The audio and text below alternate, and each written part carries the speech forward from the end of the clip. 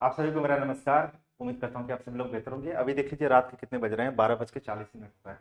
Actually अभी क्या है कि मैं आपको जल्दी से बता देता हूँ, ज़्यादा टाइम आपका वेस्ट नहीं करूंगा। सुबह में मैंने जो सीजीएल में 2025 इंग्लिश का मैंने कंप्लीट सॉल्यूशन यहाँ पर आप लोगों को करवा दिया था, लेकिन उसके बाद मैंने पोस्ट यहाँ पर डाली थी। और वो पोस्ट डाली थी मैंने 5 घंटे पहले, जिसमें मैंने आप लोगों से पूछा था कि अगर आप लोग बताओ तो सीजीएल मीन्स में जो कॉम्प्रिहेंशन वाला पार्ट है, यानी जो भी पैसेज क्लॉज टेस्ट और तुम्हारा पैरा जंबल्स के क्वेश्चन आए हैं उनको डिटेल में डिस्कस कर दूं। एक्चुअली देखिए, बात करूं अगर पैरा जंबल के क्वेश्चन में और बात करूं क्लोज टेस्ट में, बहुत इजी थे, बहुत इजीएस्ट थे, उनमें किसी को प्रॉब्लम नहीं थी।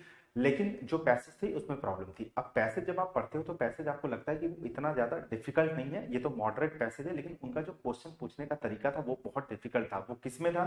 जो सबसे डिफिकल्ट वाला पैसेज है उसी से शुरुआत करेंगे। मैं बिल्कुल डिटेल में डिस्कस करूंगा, हर चीज को समझा करके आपको बताऊंगा।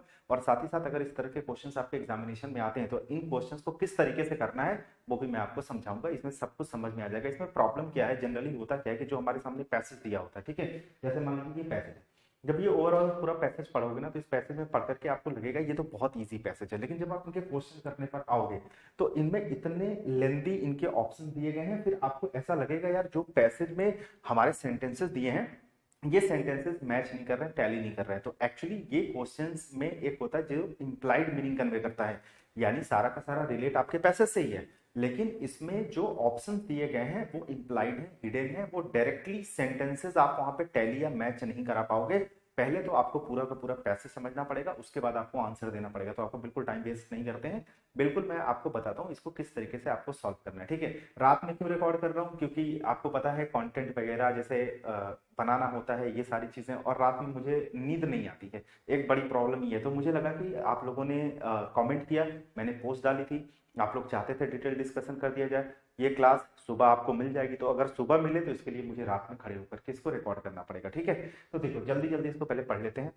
इन्होंने यहाँ पे देखिए क्या लिखा हुआ, लिखा है जो विकसित भारत है गारंटी फॉर रोजगार एंड आजीविका मिशन, जिसे हम बोल रहे हैं ग्रामीण एक्ट, बीबी ग्राम जी 2025, इसको has been replaced by the Mahatma Gandhi national rural employment guarantee act, जिसको हम मनरेगा कह रहे हैं, इससे इसको रिप्लेस कर दिया गया है। इसका जो गोल है मॉडिफिकेशन का वो ये है कि इम्प्रूवमेंट, इनको इम्प्रूव करना है आर्टिकल 21 को, जो इंडियन कॉन्स्टिट्यूशन का आर्टिकल 21 है उसको इम्प्रूव करना है, जो कि प्रोटेक्ट करता है राइट टू लाइफ को। MNREGA has improved socio economic condition, MNREGA ने इम्प्रूव किया है सोशियो यानी जो आपकी सामाजिक आर्थिक स्थिति है उसको इम्प्रूव किया है। कैसे किया है? बाई फैसिलिटेटिंग वेज पेमेंट, जो वेज पेमेंट है उसको आसान बना करके, और प्रोवाइड किया है अनएम्प्लॉयमेंट बेनिफिट, यानी जो अनएम्प्लॉयमेंट बेनिफिट है वो भी प्रोवाइड करता है मनरेगा, यानी जैसे किसी को कामकाज वगैरह चाहिए, ठीक है, नौकरी चाहिए उसके लिए। और साथ ही साथ वो प्रमोट करता है इक्वल अर्निंग को। There has been sustainable development and research has confirmed that impact of this program to raise earning। और ये एक्चुअली यहाँ पे एक सस्टेनेबल डेवलपमेंट की बात हो रही है, यानी सतत विकास की, लगातार विकास की बात हो रही है। और साथ ही साथ ये रिसर्च कंफर्म करता है कि जो इम्पैक्ट है इस प्रोग्राम का, यानी जो उसका इम्पैक्ट कह सकते हैं या उसका असर कह सकते हैं, वो ये है कि ये अर्निंग को रेज करेगा, बढ़ाएगा, पॉवर्टी को एलिविएट करेगा, और साथ ही साथ आपके स्कूल एनरोलमेंट को भी इंकरेज करेगा। साथ ही साथ in the past 5 years women have comprised 58% of the workforce. Workforce मतलब क्या होता है? काम करने वाले लोग, या हम कार्यबल बोल सकते हैं। उसमें हमने देखा है कि जो विमेन है उनकी जो इन्वॉल्वमेंट है, उनका जो पार्टिसिपेशन है वो 58% है, जो कि बहुत बड़ा नंबर है। Significantly contributing to rural development, जो कि सिग्निफिकेंटली कंट्रीब्यूट कर रही है रूरल डेवलपमेंट में, यानी ग्रामीण विकास में, और particularly during the covid pandemic. और ये चीज जो हुई है वो कोविड-19 पैंडेमिक के दौरान खासकर ये चीज हुई है, इनका इन्वॉल्वमेंट ज्यादा से ज्यादा देखा गया है। ये सारी बातें समझते चलिए, क्योंकि आगे ये बहुत काम देने वाला है, ठीक है। गिवन दिस फैक्टर्स, ये जो भी फैक्टर्स हमारे सामने दिए गए हैं इनको ध्यान में रखते हुए it is important to assess both the benefits and current challenges of the system. System के जो करंट चैलेंजेस हैं और जो उनके बेनिफिट है, उन दोनों को हमें क्या करना है? एसेस करना है, यानी उन दोनों को मूल्यांकन करना है, समझना है। डिस्पाइट मनरेगा success the programme has faced implementation challenges mainly due to inadequate funding. अब अगर आप यहाँ पे नोटिस करो, डिस्पाइट मनरेगा, मनरेगा के सक्सेस के बाद भी जो यहाँ पे प्रोग्राम है ना, वो इम्प्लीमेंटेशन चैलेंजेस फेस कर रहे हैं। मतलब इनके सामने जो भी चीजें ये सोच रहे हैं करने को लेकर के मनरेगा के अंतर्गत, प्रॉब्लम आ रही है, उसमें चैलेंजेस फेस कर रहे हैं। और चैलेंजेस फेस इसलिए कर रहे हैं क्योंकि ड्यू टू इनएडिक्वेट फंडिंग, क्योंकि इनके पास पर्याप्त फंडिंग नहीं है, as acknowledged by the ministry of finance, जिस बात को मिनिस्ट्री ऑफ फाइनेंस ने भी माना है।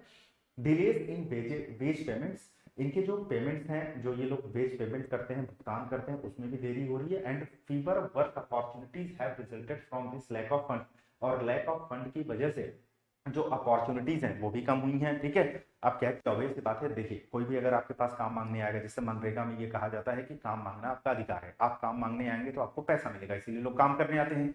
लेकिन अगर दोस्त आप देखो, अगर लैक ऑफ फंड है तो अपॉर्चुनिटी ऑब्वियस सी बात है कम होगी, क्योंकि काम करने वाले तो हैं लेकिन उनको पैसा ही नहीं मिलेगा। जब पैसा नहीं मिलेगा तो मतलब काम नहीं करेंगे, काम नहीं करेंगे तो मतलब अपॉर्चुनिटी नहीं है। ठीक है, क्योंकि पैसा नहीं है तो मतलब अपॉर्चुनिटी नहीं है, सिंपल सी बात समझ रहे हो। उसके बाद रिसेंट रूल्स जो है such as introducing and attendance application that uses photos have created new problems. अच्छा, उसके बाद इन्होंने ना इंट्रोड्यूस करा है एक एप्लीकेशन, जहां पे ये बोल रहे थे कि अपनी फोटो यूज करके आप अटेंडेंस लगाओ। ठीक है, इनको लग रहा होगा कि भाई कोई धांधली हो रही है, तो हम एक ऐसा इनोवेशन लेकर के आते हैं इसके अंदर टेक्नोलॉजी वाइज, जहां पे आप अपनी फोटोज के थ्रू आप अटेंडेंस लगाओगे। तो लेकिन उसमें प्रॉब्लम ये होती है कि have created new problem and made corruption easier, और उसकी वजह से क्या हुई कि चीजें बेहतर होने से बजाय बदतर हो गई, यानी धांधली बहुत ज्यादा बढ़ गई।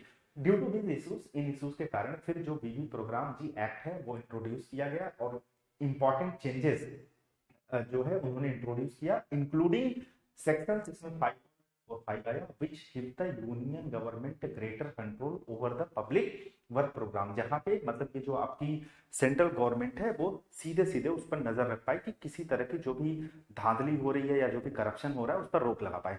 देखिए, आप लोगों को ये लग सकता है कि मैंने जल्दी जल्दी बता दिया, लेकिन मुझे ऐसा लग रहा है कि मैं थोड़ा सा हट जाता हूँ, एक बार पॉज करके आप इसको देख लेना, पढ़ लेना। ठीक है, क्योंकि बहुत धीरे धीरे करूंगा ना तो वो बहुत टाइम टेकिंग हो जाएगा और आपको ना मजा नहीं आएगा, और मुझे भी मजा नहीं आएगा, क्योंकि ये इतना ज्यादा डिफिकल्ट नहीं है जिसमें बहुत सारी चीजें पढ़ाई जाए या बताई जाए। एक बार मैंने समझा दिया, पूरा आपको आइडिया लग गया कि हम लोग मनरेगा के बारे में बात कर रहे हैं, मनरेगा का क्या विजन है, क्यों है, कैसे है, वो सारी चीजें ऑलरेडी थोड़ा बहुत आपको पता होगा, थोड़ा बहुत मैंने यहाँ पे समझा दिया। साथ ही साथ हमने 2-3 पॉइंट आपको बता देता हूँ। यहाँ पे सबसे पहले जो विमेन का इन्वॉल्वमेंट है 58% ड्यूरिंग द कोविड, वो भी बहुत इंपॉर्टेंट रोल प्ले करेगा। और साथ ही साथ यहाँ पे जो लैक ऑफ फंड की वजह से अपॉर्चुनिटीज खत्म हो रही हैं या लोगों को प्रॉब्लम आ रही है, वो भी बहुत इंपॉर्टेंट रोल प्ले करने वाला है। ठीक है, तो ओवरऑल आपको एक आइडिया लग गया। अब आते हैं क्वेश्चन पे, क्योंकि यहाँ पे जो असली खेल है ना वो क्वेश्चन का आपका है। ठीक है, अभी क्वेश्चन को कैसे समझेंगे वो बहुत इंपॉर्टेंट है। अब जैसे यहाँ पे देखिएगा, पहला क्वेश्चन ये क्या कह रहे हैं कि इसको थोड़ा सा छोटा कर देता हूँ जिससे आप लोग भी देखो। ठीक, यहाँ पे देखो, ये कह रहे हैं कि what might be the authors overall purpose for discussing the development from मनरेगा to the VB Gram G act.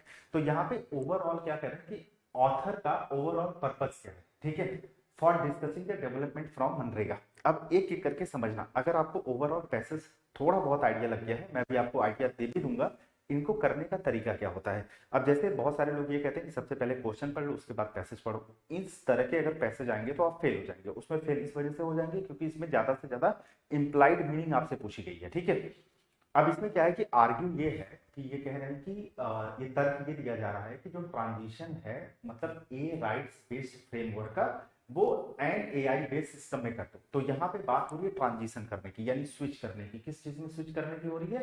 Rights based framework को एआई बेस्ड सिस्टम में। तो पहले राइट्स बेस्ड फ्रेमवर्क क्या है? राइट्स बेस्ड फ्रेमवर्क उनको कहा जाता है जहां पे लोग अपने अधिकार, मतलब उनका अधिकार क्या है? काम मांगना। तो काम मांगने जाते हैं वो, ठीक है, क्योंकि मनरेगा में जनरली क्या होता है कि मनरेगा ये कहती है कि आपका अधिकार है काम मांगना, आप काम मांगो। तो ये आपका राइट्स बेस्ड फ्रेमवर्क है। अब इसको कह रहे हैं कि आप एआई बेस्ड सिस्टम है। अब ये एआई बेस्ड सिस्टम क्या होता है? मतलब किसी भी काम करने को लेकर के हम टेक्नोलॉजी ले आए, टेक्नोलॉजी में जैसे आप एप्लीकेशन बना दो या मशीनें लगा दो, तो ये एआई बेस्ड सिस्टम हो गया। अब कह रहे हैं ये जरूरी है अचीव करने के लिए efficient result for rural communities. Rural communities के लिए एफिशिएंट रिजल्ट आपको अचीव करना है तो राइट्स बेस्ड फ्रेमवर्क को एआई बेस्ड सिस्टम में आप बदल दो। क्या ये पैसेज के हिसाब से लॉजिकल बात कर रहा है? बिल्कुल लॉजिकल बात नहीं कर रहा, क्योंकि जैसा कि हम मनरेगा के बारे में पढ़ रहे हैं, हमने कहा कि मनरेगा में काम मांगना लोगों का अधिकार है, काम मिलना लोगों का अधिकार है। ठीक है, आपको काम दिया जाएगा, आप काम मांगने आइए। लेकिन भाई साहब एक बात बताइए, अगर आप इसको एआई बेस्ड सिस्टम के अंदर अगर बदल दोगे तो वहां पे आप टेक्नोलॉजी ले आओगे, वहां पे मशीनें काम करेगी, तो यहाँ लोगों का काम कुछ रह जाएगा क्या? नहीं रह जाएगा। क्या ये ओवरऑल जो हम पैसेज में बात कर रहे थे क्या ये सेंटेंस उसको जस्टिफाई कर रहा है? नहीं जस्टिफाई कर रहा, तो दैट्स वाई ये गलत है। ठीक, दूसरी बात यहाँ पे ये तर्क देते हैं कि जो टेक्नोलॉजी बेस्ड इंटरवेंशंस है वो will necessarily increase the levels of transparency and accountability associated with public programme. जो पब्लिक प्रोग्राम्स आते हैं यानी जो जनहित के लिए आते हैं, लोगों के फेवर में आते हैं, उनके बेहतरी के लिए आते हैं, उनसे संबंधित अकाउंटेबिलिटी और ट्रांसपेरेंसी को क्या करेगा? जो टेक्नोलॉजी बेस्ड इंटरवेंशन है उसको बढ़ाएगा यानी इंक्रीज करेगा। ठीक है, अब इस बात को आप समझो, टेक्नोलॉजी बेस्ड इंटरवेंशन क्या होता है? जैसे कि मैंने आपको बताया कि जैसे मान लीजिए इन्होंने, आपने लास्ट में जब पढ़ा था तो उन्होंने यहाँ पे बात करी थी कि भाई ये क्या इन्होंने इंट्रोड्यूस किया था कि attendance application that uses photos, या एक एप्लीकेशन लेकर के आए थे जिसमें अटेंडेंस फोटोज के थ्रू होगा। ठीक है, जिन्होंने इस चीज को इंट्रोड्यूस किया था, तो ये किस चीज का पार्ट है? ये टेक्नोलॉजी का पार्ट है, राइट? तो अब हो क्या रहा है यहाँ पे प्रॉब्लम कि यहाँ पे इन्होंने पैसेज में ये बताया कि भाई ये टेक्नोलॉजी अच्छे के लिए लाई गई थी, बेहतर चीजों को करने के लिए, मतलब चीजें बेहतर हो इसके लिए लाई गई थी। लेकिन फिर प्रॉब्लम क्या हुई? उसमें धांधली होने लगी, करप्शन होने लगा। ठीक है, उसके बाद इसकी वजह से एक्ट लेकर के आया गया इस पर सीधी निगरानी रखा जा सके और लोगों का अधिकार लोगों को दिलाया जा सके जो उनको नहीं मिल रहा है। ठीक है, तो आप यहाँ पे आप ये बोल रहे हो कि टेक्नोलॉजी बेस्ड अगर इंटरवेंशन आप लेकर के चले आओगे तो ये इंक्रीज करेगा ट्रांसपेरेंसी और अकाउंटेबिलिटी को। उधर आप कह रहे हो पैसेज के अंदर कि वो जो टेक्नोलॉजी इन्होंने इंट्रोड्यूस किया है उसकी वजह से धांधली और करप्शन बढ़ गया है, और इधर आप बोल रहे हो कि यहाँ पे अकाउंटेबिलिटी और ट्रांसपेरेंसी आएगी। तो क्या आप कॉन्ट्राडिक्शन नहीं कर रहे हो? उस बात का कर रहे हो? तो ये भी देखिए गड़बड़ यहाँ पे हो गया। ठीक, यहाँ पे emphasize करते हैं कि how institutional reforms try to maintain constitutionally provided rights while recognizing administrative weakness। यानी जो एडमिनिस्ट्रेटिव वीकनेस है, एडमिनिस्ट्रेटिव वीकनेस क्या है? जैसे जो ऑर्गेनाइजेशन बड़े हैं, जो अधिकारी लोग हैं, उनमें जो ऑर्गेनाइजेशन अच्छे से काम नहीं कर रही, यानी जो उनमें कमियां हैं, जो अधिकारी लोग हैं जो काम कर रहे हैं अच्छे से नहीं कर रहे हैं, जो उनके अंदर कमी है, उन सारी चीजों को वाइल रिकॉग्नाइजिंग यानी पहचानते हुए जो कॉन्स्टिट्यूशनली प्रोवाइडेड राइट्स हैं, यानी जो कॉन्स्टिट्यूशन क्या होता है? संवैधानिक तौर पर जो लोगों को अधिकार प्रोवाइडेड हैं उनको मेंटेन करने का हमें क्या करना चाहिए? ट्राई करना चाहिए। ठीक है, यहाँ पे ये बात बोल रही है। और जो इंस्टीट्यूशनल रिफॉर्म्स होते हैं वो होते हैं सिस्टम में काम करने के तरीके को बदलाव करना। ठीक, अब एक आखिरी पढ़ लेते हैं। Argue that a decrease in the role of government, कह रहा है कि आप क्या कर दो? डिक्रीज कर दो in the role of government can logically solve the inherent shortcomings. Inherent shortcomings का मतलब होता है किसी चीज में पहले से जो चली आ रही है कमी, उसको इनहेरेंट शॉर्टकमिंग्स बोलते हैं। इनहेरेंट मतलब, वैसे तो इनहेरेंट हम लोग बोलते हैं जन्मजात, ठीक है, लेकिन यहाँ पे बात है कि पहले से चली आ रही जो कमी है सिस्टम के अंदर, उन चीजों को हम दूर करने की बात करें। तो जो कह रहे हैं रूरल एम्प्लॉयमेंट पैटर्न है, यानी लोगों को जो रूरल एम्प्लॉयमेंट पैटर्न मतलब लोगों को जो नौकरी दी जा रहा, जिस तरीके से दी जाती है, ठीक है, उस पैटर्न में जो पहले से आ रही कमी है उसको लॉजिकली हम सॉल्व कर सकते हैं अगर रोल ऑफ गवर्नमेंट को कम कर दें। तो क्या ऐसा पॉसिबल है कि गवर्नमेंट के रोल को ही कम कर दिया जाए तो चीजों को हम सॉल्व कर सकते हैं क्या? ये पॉसिबल नहीं है, ये लॉजिकल भी नहीं है, और साथ ही साथ इसका पैसे से कोई लेना देना नहीं। लोग हमने इसको भी एलिमिनेट कर दिया। आ रही है बात? अब यहाँ पे ये वाला हमारा बच्चा यही करेक्ट आंसर है। यहाँ पे हम ये कह रहे हैं कि जो एडमिनिस्ट्रेटिव वीकनेस है, यानी जो ऑर्गेनाइजेशन है, जो अधिकारी हैं, जो उनमें कमियां हैं, उनको पहचानते हुए जो लोगों के कॉन्स्टिट्यूशनली प्रोवाइडेड राइट्स हैं, क्योंकि मनरेगा में आपको काम और तनख्वाह जो भी मिलता है वो उनका राइट है, वो उनका अधिकार है जो संवैधानिक तौर पर उनको मिला है, ठीक है, उन चीजों को हमें बचा करके रखना है, वो चीजें उनको हमें दिलानी है कमियों को दूर करके। तो इस वजह से यहाँ पे जो करेक्ट आंसर हो गया वो तीसरा। आते हैं दूसरे पे, ठीक है। देखो यहाँ पे इन्होंने क्वेश्चन क्या बोला था आपसे, कह रहे हैं कि the author stone regarding new rules, जो नया रूल है जिसको हम लोग फोटो बेस्ड अटेंडेंस बोल रहे हैं, जहाँ पे इन्होंने एक एप्लीकेशन इंट्रोड्यूस किया और बोल रहे थे कि आपका अटेंडेंस फोटो के थ्रू किया जाएगा, जहाँ पे वो धांधली रोकना चाहते थे, जहाँ पे वो करप्शन रोकना चाहते थे, लेकिन इसकी वजह से करप्शन बहुत ज्यादा बढ़ गया, ठीक है। तो ये जो ऑथर्स का टोन है इसके regarding is best described as, अब देखो अब वो चीज क्या बेस्ट डिस्क्राइब करता है। अब यहाँ पे कह रहे हैं कि कॉन्शियसली क्रिटिकल। ये कॉन्शियसली और क्रिटिकल क्या होता है? जैसे आप अगर किसी चीज को लेकर के कॉन्शियस हो तो मतलब वो बहुत ज्यादा अटेंटिव हो, बहुत ज्यादा अवेयर हो, बहुत ज्यादा जागरूक है, एक तरफ आप आलोचना कर रहे हो, लेकिन सोच समझ कर आलोचना करना। जैसे मान लीजिए आजकल लोग यूट्यूब पे एक दूसरे की बुराई करते हैं, तो क्या सीधा किसी को बोलते हैं कि तुम बुरे हो, तुम ये हो, तुम वो, नाम लेकर के नहीं बोलते, बट इनडायरेक्टली बोलते हैं। मतलब वो आलोचना भी कर रहे हैं, निंदा भी कर रहे हैं, लेकिन सोच समझ करके कर रहे हैं। और कर क्या रहे हैं, एडमिट कर रहे हैं, मान रहे हैं द बेनिफिट ऑफ इनोवेशन, यानी जो इनोवेशन हुआ है उसके फायदे को एडमिट भी कर रहे हैं। साथ ही साथ ये पॉइंट आउट कर रहे हैं कि dangers of abusing bureaucracy, bureaucracy is related to you can say organisation, या जो भी काम करने वाले जो अथॉरिटी है, जो अधिकारी है, वो उसका अब्यूज कर रहे हैं। अब्यूज करने का मतलब उसका दुरुपयोग कर रहे हैं, ठीक है। तो कहने का मतलब ये क्या कह रहे हैं कि जो इनोवेशन के बेनिफिट है उसको तो हम मान ही रहे हैं, लेकिन साथ साथ इस बात को भी पॉइंट आउट किया जा रहा है जो ये ब्यूरोक्रेसीज हैं, जो इन इनोवेशन जो ये हो रहा है उसका दुरुपयोग भी कर रहे हैं, उसका मिसयूज भी वो कर रहे हैं, ठीक है। अच्छा, ये हो गया दूसरा। इट इज डायरेक्ट रिजेक्शन, ये सीधे सीधे डायरेक्ट रिजेक्शन की बात कर रहा है, और ये स्टेट करता है, यानी ये कहता है कि जो टेक सॉल्यूशंस हैं वो काम नहीं करते हैं rural welfare activities, because the officials are illiterate. कह रहे हैं कि जो ऑफिशियल्स हैं वो बिल्कुल इलिटरेट हैं, वो अनपढ़ हैं, उसकी वजह से ये जो रूरल वेलफेयर एक्टिविटीज में ये जो हमारे टेक सॉल्यूशंस हैं वो काम नहीं करते, क्योंकि वो अनपढ़ हैं। तो अनपढ़ लोग क्या ही जाने काम करना, टेक्नोलॉजी कैसे चलती है, उसको कैसे यूटिलाइज किया जाता है, उसको कैसे एग्जीक्यूट करना है। तो क्या इस वाले सेंटेंस का, इस वाले जो ऑप्शन का कुछ भी लेना देना है? मुझे नहीं लगता कोई पैसे से लेना देना है, ठीक है। हमने कहीं पे इलिटरेट वगैरह की तो बात तो करी नहीं थी कि अनपढ़ थे, ये चलाना नहीं जानते, ये किसी चीज को यूटिलाइज या अप्लाई करना नहीं जानते।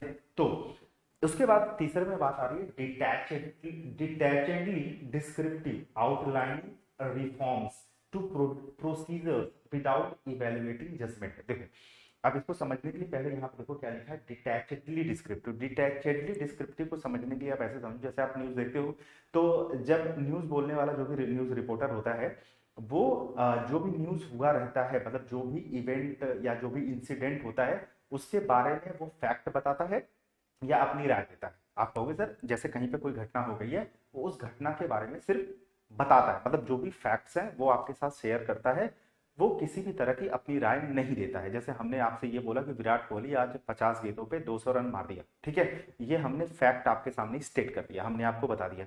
मैंने आपको ये बताया कि अगर विराट कोहली और तेज खेलता तो हो सकता है कि वो 30 गेंदों में शतक मार देता या 150 रन मार देता। एक एग्जाम्पल देता हूं, तो ये जो दूसरा वाला स्टेटमेंट मैंने बोला, ये मैंने आपको अपनी राय दे दी।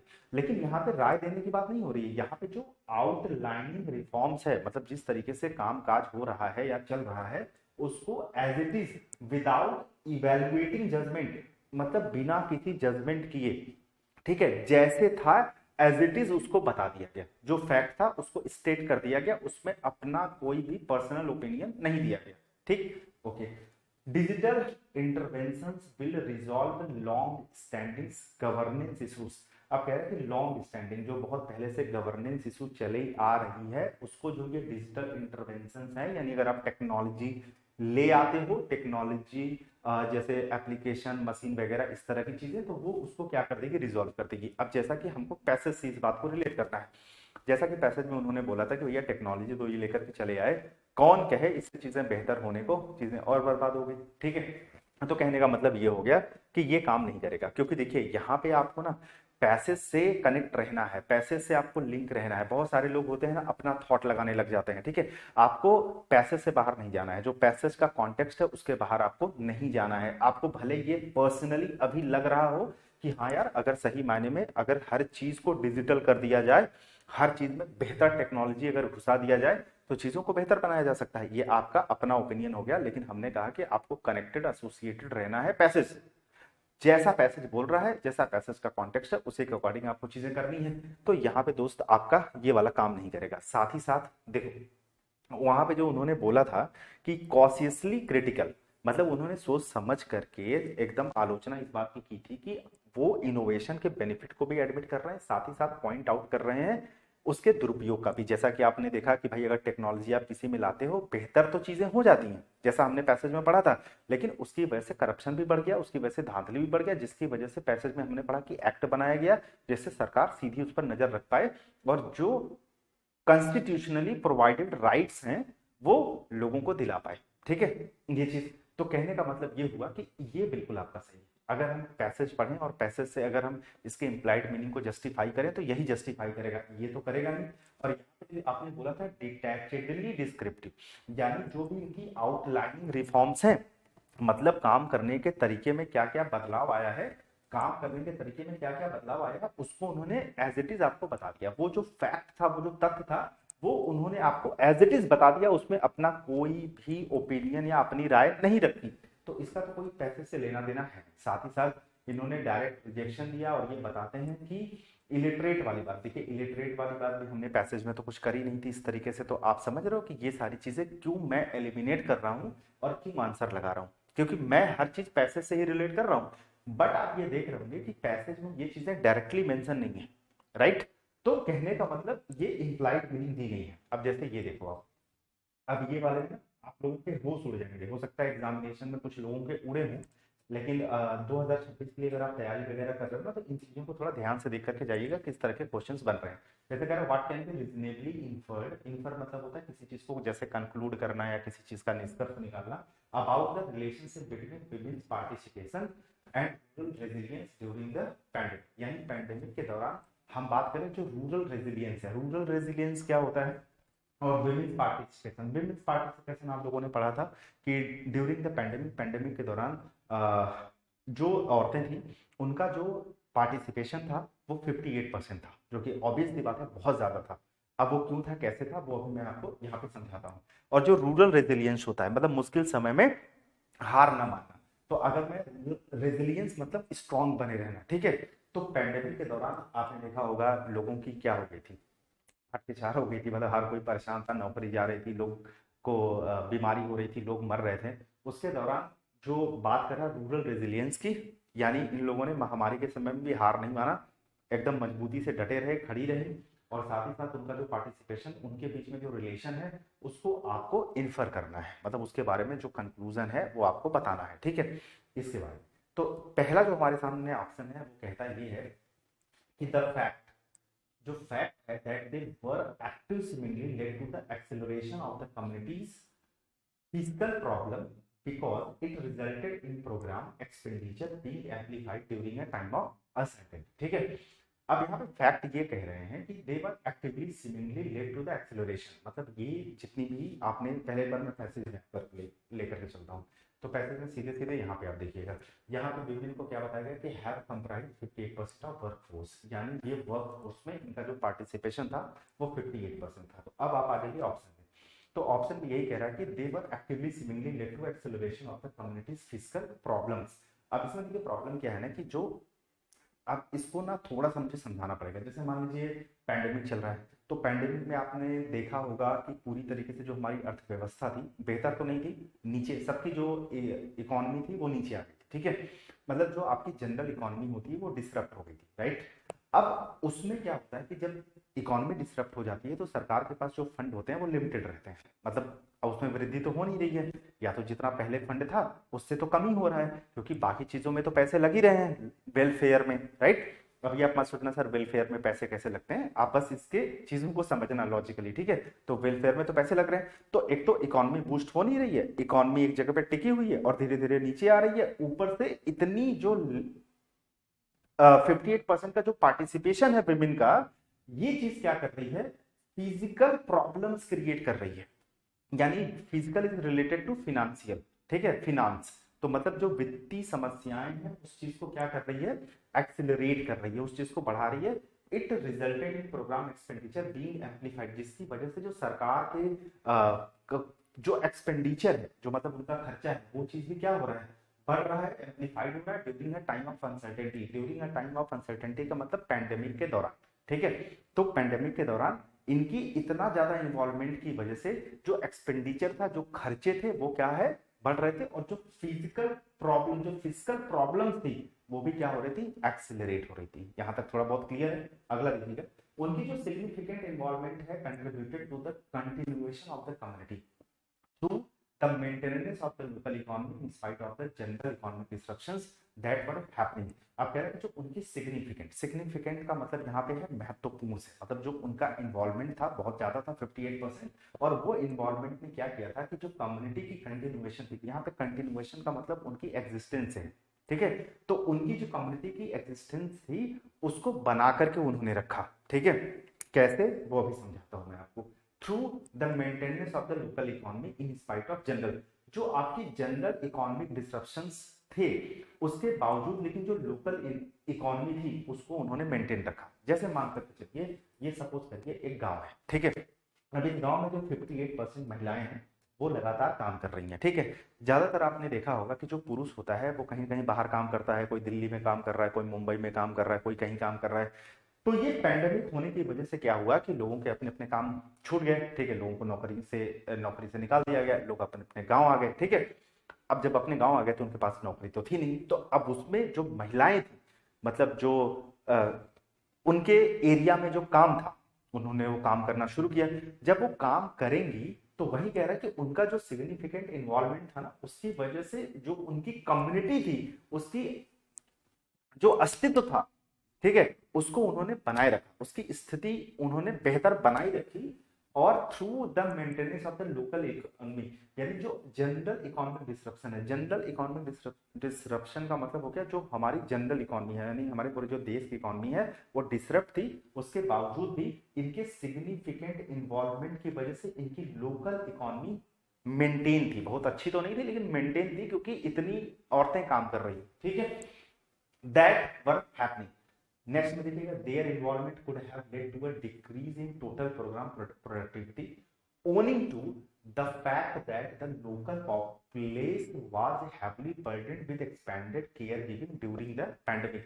आप कह रहे हैं जो उनका इन्वॉल्वमेंट था ना, मतलब जो इतनी विमेन थी जो उनका इन्वॉल्वमेंट था, वो कह रहा है कि वो जो पूरी प्रोग्राम प्रोडक्टिविटी थी ना उसको क्या कर रहा था, कम कर रहा था।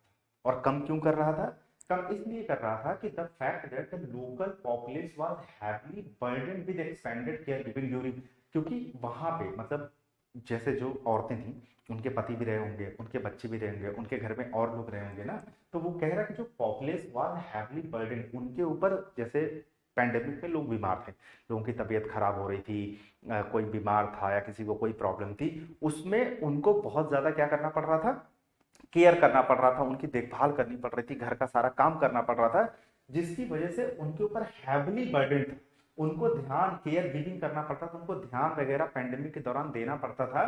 और इसकी वजह से जो प्रोग्राम की प्रोडक्टिविटी थी वो निकल नहीं पा रही थी, मतलब अच्छा आउटकम आ नहीं पा रहा था, क्योंकि वो ज्यादातर अपने घर की ही चीजों में व्यस्त थी। तो भाई फिर प्रोडक्टिविटी आएगी कहाँ, क्योंकि काम कर नहीं रही थी। क्या ये चीजें रिलेट कर पा रही हैं क्या, क्या ऐसा हमने कुछ पढ़ा था पैसेज के अंदर, ठीक है। एक चौथा वाला पढ़ते हैं फिर देखते हैं। Their intensified appearance might have worsened the existing support structures that were failing in the health. कह रहे हैं कि जो उनका इंटेंसिफाइड अपीयरेंस था, देखो मिला जुला करके बात, यहाँ लिख दिया कि उनका इन्वॉल्वमेंट, यहाँ लिख दिया सिग्निफिकेंट इन्वॉल्वमेंट, यहाँ लिख दिया वर एक्टिव सिमिलरली, ठीक है। तो वही कह रहा है इंटेंसिफाइड अपीयरेंस का मतलब यहाँ पे वो जो 58% का नंबर है कि 58% महिलाएं वर्क फोर्स में इन्वॉल्व थी, यानी पार्टिसिपेट कर रही थी, तो ये एक बहुत बड़ा नंबर है, बहुत बड़ा परसेंटेज है, तो इस वजह से हमने उसको रिलेट कर दिया इंटेंसिफाई से, ठीक है। तो वो इंटेंसिफाइड जो उनका अपीयरेंस था ना, यानी जो एग्जिस्टिंग सपोर्ट स्ट्रक्चर था उसको और बदतर कर दे रहा था। अब आप सोचोगे उसको बदतर कैसे कर सकता है, कि भाई अगर कोई किसी का अपीयरेंस बहुत ज्यादा है तो चीजों को बदतर कैसे करेगा, बदतर इस वजह से कर रहा था क्योंकि आपने पैसेज के अंदर ये भी पढ़ा था कि वहां पे इनएडिक्वेट फंड था, यानी जो फंड था वो पर्याप्त नहीं था। तो लैक ऑफ फंड की वजह से भैया, अगर एक बात बताइए, हमारे पास देने के लिए 1,000 रुपए और हमारे सामने खड़े हो जाए 100 लोग, ठीक है, या 1,000 रुपए, तो अब ये क्या हो गया, 1,000 रुपए मैं 1,000 में कैसे बांटूंगा, अगर मैं बांट भी दूं तो क्या लोगों को पर्याप्त मिलेगा, नहीं मिलेगा।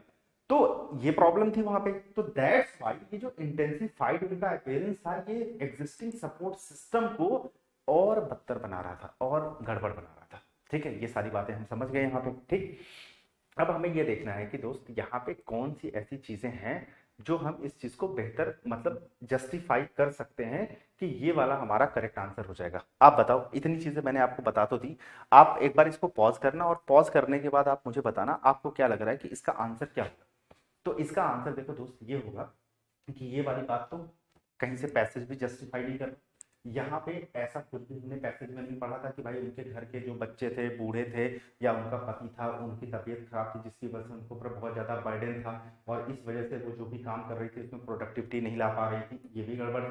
उसके बाद यहाँ पे जो दूसरा वाला देखो, जो उनकी सिग्निफिकेंट इन्वॉल्वमेंट थी ना, तो उन्होंने क्या किया था, कम्युनिटी के कंटिन्यूएशन को बनाए रखा था। क्योंकि ना वो क्या कर रहे थे, उस अपनी एरिया में जहां पे भी वो रह रही थी, वो उस स्तर पर इतना काम कर रही थी, इतना ज्यादा इन्वॉल्व थी, क्योंकि पतियों के पास काम था नहीं, तो वो लोग इतना कर रही थी, दैट्स वाई वो वहां की लोकल इकोनॉमी को मेंटेन भी कर रही थी, भले जनरल इकोनॉमिक डिस्ट्रप्शन था, और कम्युनिटी के अपने कंटिन्यूएशन को भी बनाए रखी थी। ठीक है, तो जो इसका करेक्ट आंसर हो जाएगा वो आपका क्या हो जाएगा, वो दूसरा वाला हो जाएगा। ठीक है, उसके बाद देखो भाई, यहाँ पे कह रहे हैं कि what is the authors discussion of lack of funding primary indicate. तो यहाँ पे कह रहे हैं कि ऑथर का जो डिस्कशन है लैक ऑफ फंडिंग को लेकर के, वो प्राइमरीली किस चीज को इंडिकेट करता है, local administration limit opportunity so as to have control over the release of finance. कह रहे हैं कि जो लोकल एडमिनिस्ट्रेशन थे, जैसे मान लीजिए पर्टिकुलर कोई एरिया है, वहां पे मनरेगा का कोई प्रोग्राम वगैरह चल रहा है, तो वहां तो लोकल एडमिनिस्ट्रेशन भी होंगे ना, जो उन चीजों को हैंडल करते हैं, देखते हैं। तो उन्होंने क्या करा था कि अपॉर्चुनिटीज को लिमिट कर दिया था। क्योंकि अपॉर्चुनिटीज को लिमिट इसलिए किया था क्योंकि जैसा कि आपको पैसेज में आपने पढ़ा था कि जो फंडिंग थी उसकी कमी थी, पैसे की कमी थी। ठीक है, तो पैसे की अगर कमी होगी तो अपॉर्चुनिटीज को भी लिमिट करना पड़ेगा, राइट, जिससे वो क्या कर पाएंगे, to have control over the release of finance, जो पैसे हैं जितने भी बचे हैं, जो भी फंड है, उस पर उनका कंट्रोल हो पाए। उसके बाद कह रहे हैं कि जो administrative inefficiencies and implementation challenge due to a shortage of funding. अब आप अगर पैसे में पढ़ेंगे तो आप पैसे अगर आप ध्यान से पढ़िएगा तो यहाँ पे आपको देखने को मिलेगा, क्योंकि इनके पास क्या था, ये एक्चुअली में यहाँ पे देखिएगा आपका ये डिस्पाइट मनरेगा success the programme has faced implementation challenge. Programme को इम्प्लीमेंट करने में जो चैलेंज था वो फेस कर रहे थे, क्योंकि इनके पास इनएडिक्वेट फंडिंग थी, क्योंकि इनके पास फंडिंग पर्याप्त नहीं थी। तो अगर आप इस क्वेश्चन में देखोगे तो वहां कह रहे हैं जो एडमिनिस्ट्रेटिव इनएफिशिएंसीज हैं और जो इम्प्लीमेंटेशन चैलेंज था वो due to a shortage of funding, वो किसकी वजह से प्रॉब्लम हो रही थी, फंडिंग की वजह से प्रॉब्लम हो रही थी। तो ये आपका क्या हो जाएगा, करेक्ट आंसर हो जाएगा। बाकी देख लीजिए, जो resource allocation practices are highly effective, यहाँ पे कह रहे हैं कि जो रिसोर्स एलोकेशन प्रैक्टिसेस है वो हाईली इफेक्टिव है but seem problematic due to certain short term physical fluctuations. अब ये रिसोर्स एलोकेशन प्रैक्टिसेस क्या होती है, जैसे मान लीजिए ये एक गांव है, ये दूसरा गांव है, ये तीसरा गांव है। ठीक है, तो इस गांव के लिए मान लीजिए 1 लाख रुपए दे दिया गया, इस गांव के लिए 1 लाख, इस गांव के लिए 1 लाख, तो इसको हम कह रहे हैं कि रिसोर्स एलोकेशन प्रैक्टिसेस। ठीक है, तो सबके लिए 1-1 लाख रुपया दे दिया गया। अब ये अपना 2-3 इन्होंने चीजें बता दी, हम इस पर खर्च करेंगे, इस पर खर्च करेंगे, इस पर खर्च करेंगे। जैसे मान लीजिए मैंने किसी स्कूल के लिए 1 लाख रुपए दे दिया, तो हमने कहा कि एक काम करिए, इंफ्रास्ट्रक्चर में 40,000 लगा दीजिए, लाइब्रेरी में 40,000 लगा दीजिए, 20,000 जो है लड़कों के जो फील्ड मैदान में खेलते हैं, खेलकूद वाली जो चीजें हैं उसको लगवा दीजिए। ठीक है, तो ये आपका हो गया रिसोर्स एलोकेशन प्रैक्टिसेस।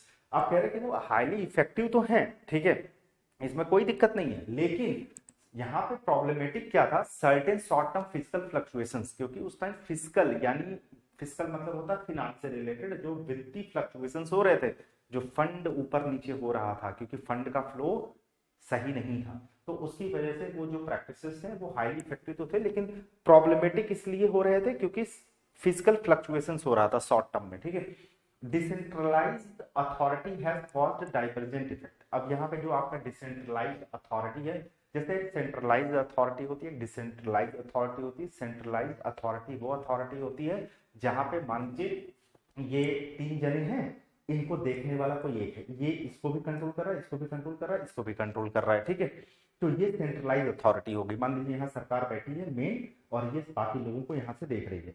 लेकिन डिसेंट्रलाइज अथॉरिटी क्या होगी, अब सरकार को ऐसा लगता है कि भाई एक बात बताइए, यहाँ बैठ करके हम कितने लोगों पे नजर रख पाएंगे, अगर ये कोई चीज एग्जीक्यूट करना चाहते हैं, ये गांव ये गांव ये गांव, अगर वो कुछ एग्जीक्यूट करना चाहता है तो उसके लिए क्या होगा, सबसे पहले वो ऊपर से एप्लीकेशन देगा, वो आपसे परमिशन मांगेगा, फिर परमिशन आएगी, फिर वो एग्जीक्यूट करेगा।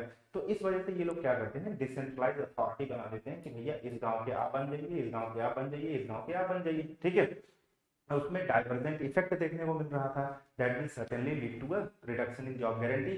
अब जॉब गारंटी में उसकी वजह से रिडक्शन आ रहा था। अब आप ये सोच सकते हो कि सर डिसेंट्रलाइज अथॉरिटी तो अच्छी बात है, अगर मान लीजिए यहाँ से देखा तो नहीं जा सकता कि एक जने सब लोगों को कैसे देखेंगे, तो एक जने को यहाँ बैठा दिया, यहाँ बैठा दिया, यहाँ बैठा दिया। ठीक है, तो ये एक गांव को तो आराम से देख सकता है, लेकिन प्रॉब्लम ये थी कि जैसे मान लीजिए हमने इसको 1 लाख रुपया दिया इस गांव वाले को, अब इसने इस 1 लाख रुपए को यूटिलाइज कर लिया अच्छे, ठीक है, लेकिन हो सकता है कि दूसरा वाला जो ये बैठा है वो बहुत आलसी इंसान हो, बहुत करप्टेड इंसान हो, ठीक है, अब वो पैसे को खा गया, जहां लगाना चाहिए वहां उसने नहीं लगाया, राइट।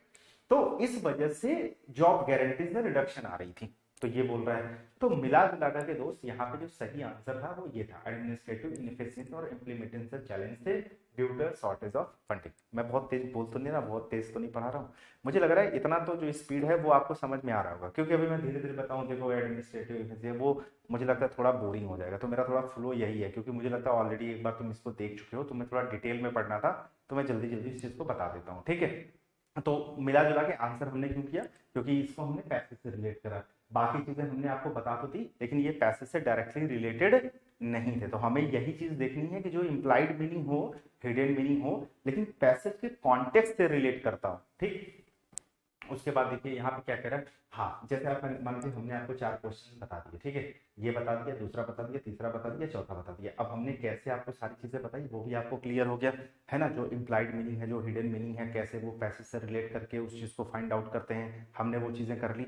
हमने ये भी देखा कि कौन कौन सी चीजें जो थी वो पैसे से रिलेट कर रही थी, कौन सा पैसे से रिलेट नहीं कर रही थी, है ना। जैसे हमने कुछ आपको बताया था कि जैसे वहां पे जो गांव की पॉपुलेशन थी उसमें जो औरतों के घर वाले थे, उनकी बीमारी की वजह से उनके ऊपर बर्डन था, इस वजह से प्रोडक्टिविटी नहीं आ पा रही थी, तो हमने आपको बताया, लेकिन ये पैसेज से रिलेटेड नहीं था, क्योंकि पैसेज में इसके बारे में हमने कहीं पढ़ा नहीं था डायरेक्टली या इनडायरेक्टली, राइट। तो हमने जो जो चीजें पढ़ी थी पैसेज में हमने उसी को रिलेट करके करा। तो आपको ये क्वेश्चन नंबर जो 35 है, अब 35 ही इसको समझ लो, क्योंकि हमने नंबरिंग की नहीं है, जैसे नंबरिंग था वैसे एज इट इज हमने वही पीपीटी लगा दी थी, ठीक है। तो ये वाला ना आप एक बार करके देखना, क्या जैसे हमने आपको 4 क्वेश्चंस बताए हैं, उस 4 क्वेश्चंस के हिसाब से क्या ये चीजें आप कर पाओगे या नहीं कर पाओगे, आपसे हो पाएगा या नहीं हो पाएगा, ठीक है। वो एक बार आप ट्राई करना कि क्या आप जितना हमने पढ़ाया बताया उस चीज को समझ पाए या नहीं समझ पाए। तो जितने भी इसमें पैसेज दिए थे उन पैसेज के अंदर ये वाला जो पैसेज था ना, वो पर्सनली मुझे लगा था कि इसके क्वेश्चंस अच्छे थे, मतलब इसमें सारे क्वेश्चंस बहुत बेहतरीन तरीके से दिए गए थे, जिसको हमें समझना था और समझाना था, ये सीधे सीधे नहीं लग पाएगा। लेकिन ये वाला जरा एक बार देखिएगा आप सभी लोग, इसमें क्या है, ये थोड़ा इजी है, ठीक है, एक बार लेकिन इसको भी आपको पढ़ना पड़ेगा, अगर एक बार आप इसको पढ़ लोगे तो ये भी आपको अच्छे से समझ में आ जाएगा, ठीक। जैसे इन्होंने क्या लिखा था, जो ये प्राइड ऑफ प्रेजुडिस है, ठीक है, by Jane Austen is a classic known for its humour and complex characters, ठीक है। ये जो जॉन ऑस्टिन है ये एक लेखिका है जिसने एक नॉवेल लिखी है जिसका नाम प्राइड एंड प्रेजुडिस है। प्राइड का मतलब घमंड होता है, प्रेजुडिस का मतलब होता है किसी चीज को लेकर के गलत धारणा बना लेना। जैसे बहुत बार होता है हम किसी चीज के बारे में बेहतर तरीके से नहीं जानते, अच्छे तरीके से नहीं जानते, बट हम कोई धारणा बना लेते हैं, ठीक है, बिना जाने। जैसे अगर आप मेरी शक्ल देख लो, हो सकता है कि आपको मेरी शक्ल ना पसंद आए, आप गलत धारणा बना लो, है ना, आप मुझे जानते हो नहीं जानते हो, ठीक। यानी बिना किसी को जाने उसके बारे में कोई धारणा बना लेना, गलत धारणा बना लेना, उसको प्रेजुडिस कहा जाता है। प्रेजुडिस का एक मतलब होता है पार्सल होना, बायस होना, यानी पक्षपात करना। लेकिन यहाँ पे जो मीनिंग है वो मैंने आपको समझा दिया, ठीक है। अब उसने जो नॉवेल लिखा है classic known for its humour, वो अपने ह्यूमर के लिए और अपने कॉम्प्लेक्स कैरेक्टर्स के लिए जाना जाता है। और the famous first sentence of the book, अब किताब की जो बहुत ही फेमस फर्स्ट सेंटेंस है वो ये है कि it is a truth universally acknowledge. उसमें एक सत्य लिखा गया है, और वो सत्य क्यों है, क्योंकि वो यूनिवर्सली एक्नॉलेज है। यूनिवर्सली का मतलब ये हो गया कि जिसको बहुत सारे लोग मानते हैं तो उसको हम लोग यूनिवर्सली बोल देते हैं, ठीक है। एक्नॉलेज मतलब एक्सेप्ट करते हैं। That single man in position of good Fortune, कोई एक ऐसा आदमी है जिसके पास अच्छा फॉर्च्यून है, वेल्थ है, काफी अमीर है, तो must be in want of wife, ऐसा माना जाता है कि भाई उसको शादी कर लेनी चाहिए, ठीक है, उसको एक अच्छी बीवी लेकर के आना चाहिए। तो begins to set up all the major themes of money, status and marrying wealth that are prevalent मतलब प्रचलित होता है इन 19th century इंग्लैंड। तो यहाँ पे ये बोल रहे हैं कि भाई ये जो उनकी पूरी की पूरी नॉवेल है, जो उनकी कहानी है, वो अपने सारे थीम्स को, जो उसके मेजर थीम्स होते हैं, जो मुख्य उनके विषय होते हैं, उसको सेटअप करती है। और उनके मुख्य विषय क्या क्या होते हैं, जैसे पैसा, हैसियत और किसी बेहतर से शादी करना, जो उस टाइम 19th सेंचुरी इंग्लैंड में ये चीज बहुत ज्यादा प्रचलित थी। खैर ये प्रचलित आज भी है, लेकिन ये उस समय की बात हो रही है जहाँ पे पैसे को, स्टेटस को और किसी एक ऐसे बेहतर इंसान से शादी करना जिसके पास बहुत ज्यादा पैसा हो, ये एक प्रचलन में था, जिससे तुम अपनी अच्छी जिंदगी जी सको, ठीक है, तुम्हें किसी चीज की प्रॉब्लम ना हो, वो चीजें। तो उसमें ना मेनली जो इनकी कहानी है एक बेनेट फैमिली की है, जिसमें पर्टिकुलरली एक कैरेक्टर है जिसका नाम एलिजाबेथ बेनेट है। वो बहुत ही स्मार्ट थी और स्ट्रॉन्ग बिल्ड हीरोइन थी। हम यहाँ पे हीरोइन इसलिए बोल रहे हैं क्योंकि किसी भी नॉवेल का जो मेन कैरेक्टर होता है उसको हीरोइन बोल देते हैं, ठीक है। तो वो स्मार्ट थी और स्ट्रॉन्ग, मतलब मजबूत इरादों वाली थी। Is the subject of Austen's commentary on the societal imperative for women. तो इसमें जो इसकी लेखिका है जिसका नाम ऑस्टिन है, ये जो सोसाइटल इम्परेटिव का मतलब होता है समाज के द्वारा बनाया गया ऐसा नियम महिलाओं के लिए जो उन्हें मानना ही पड़ेगा या उनके ऊपर थोपा गया है, ठीक है।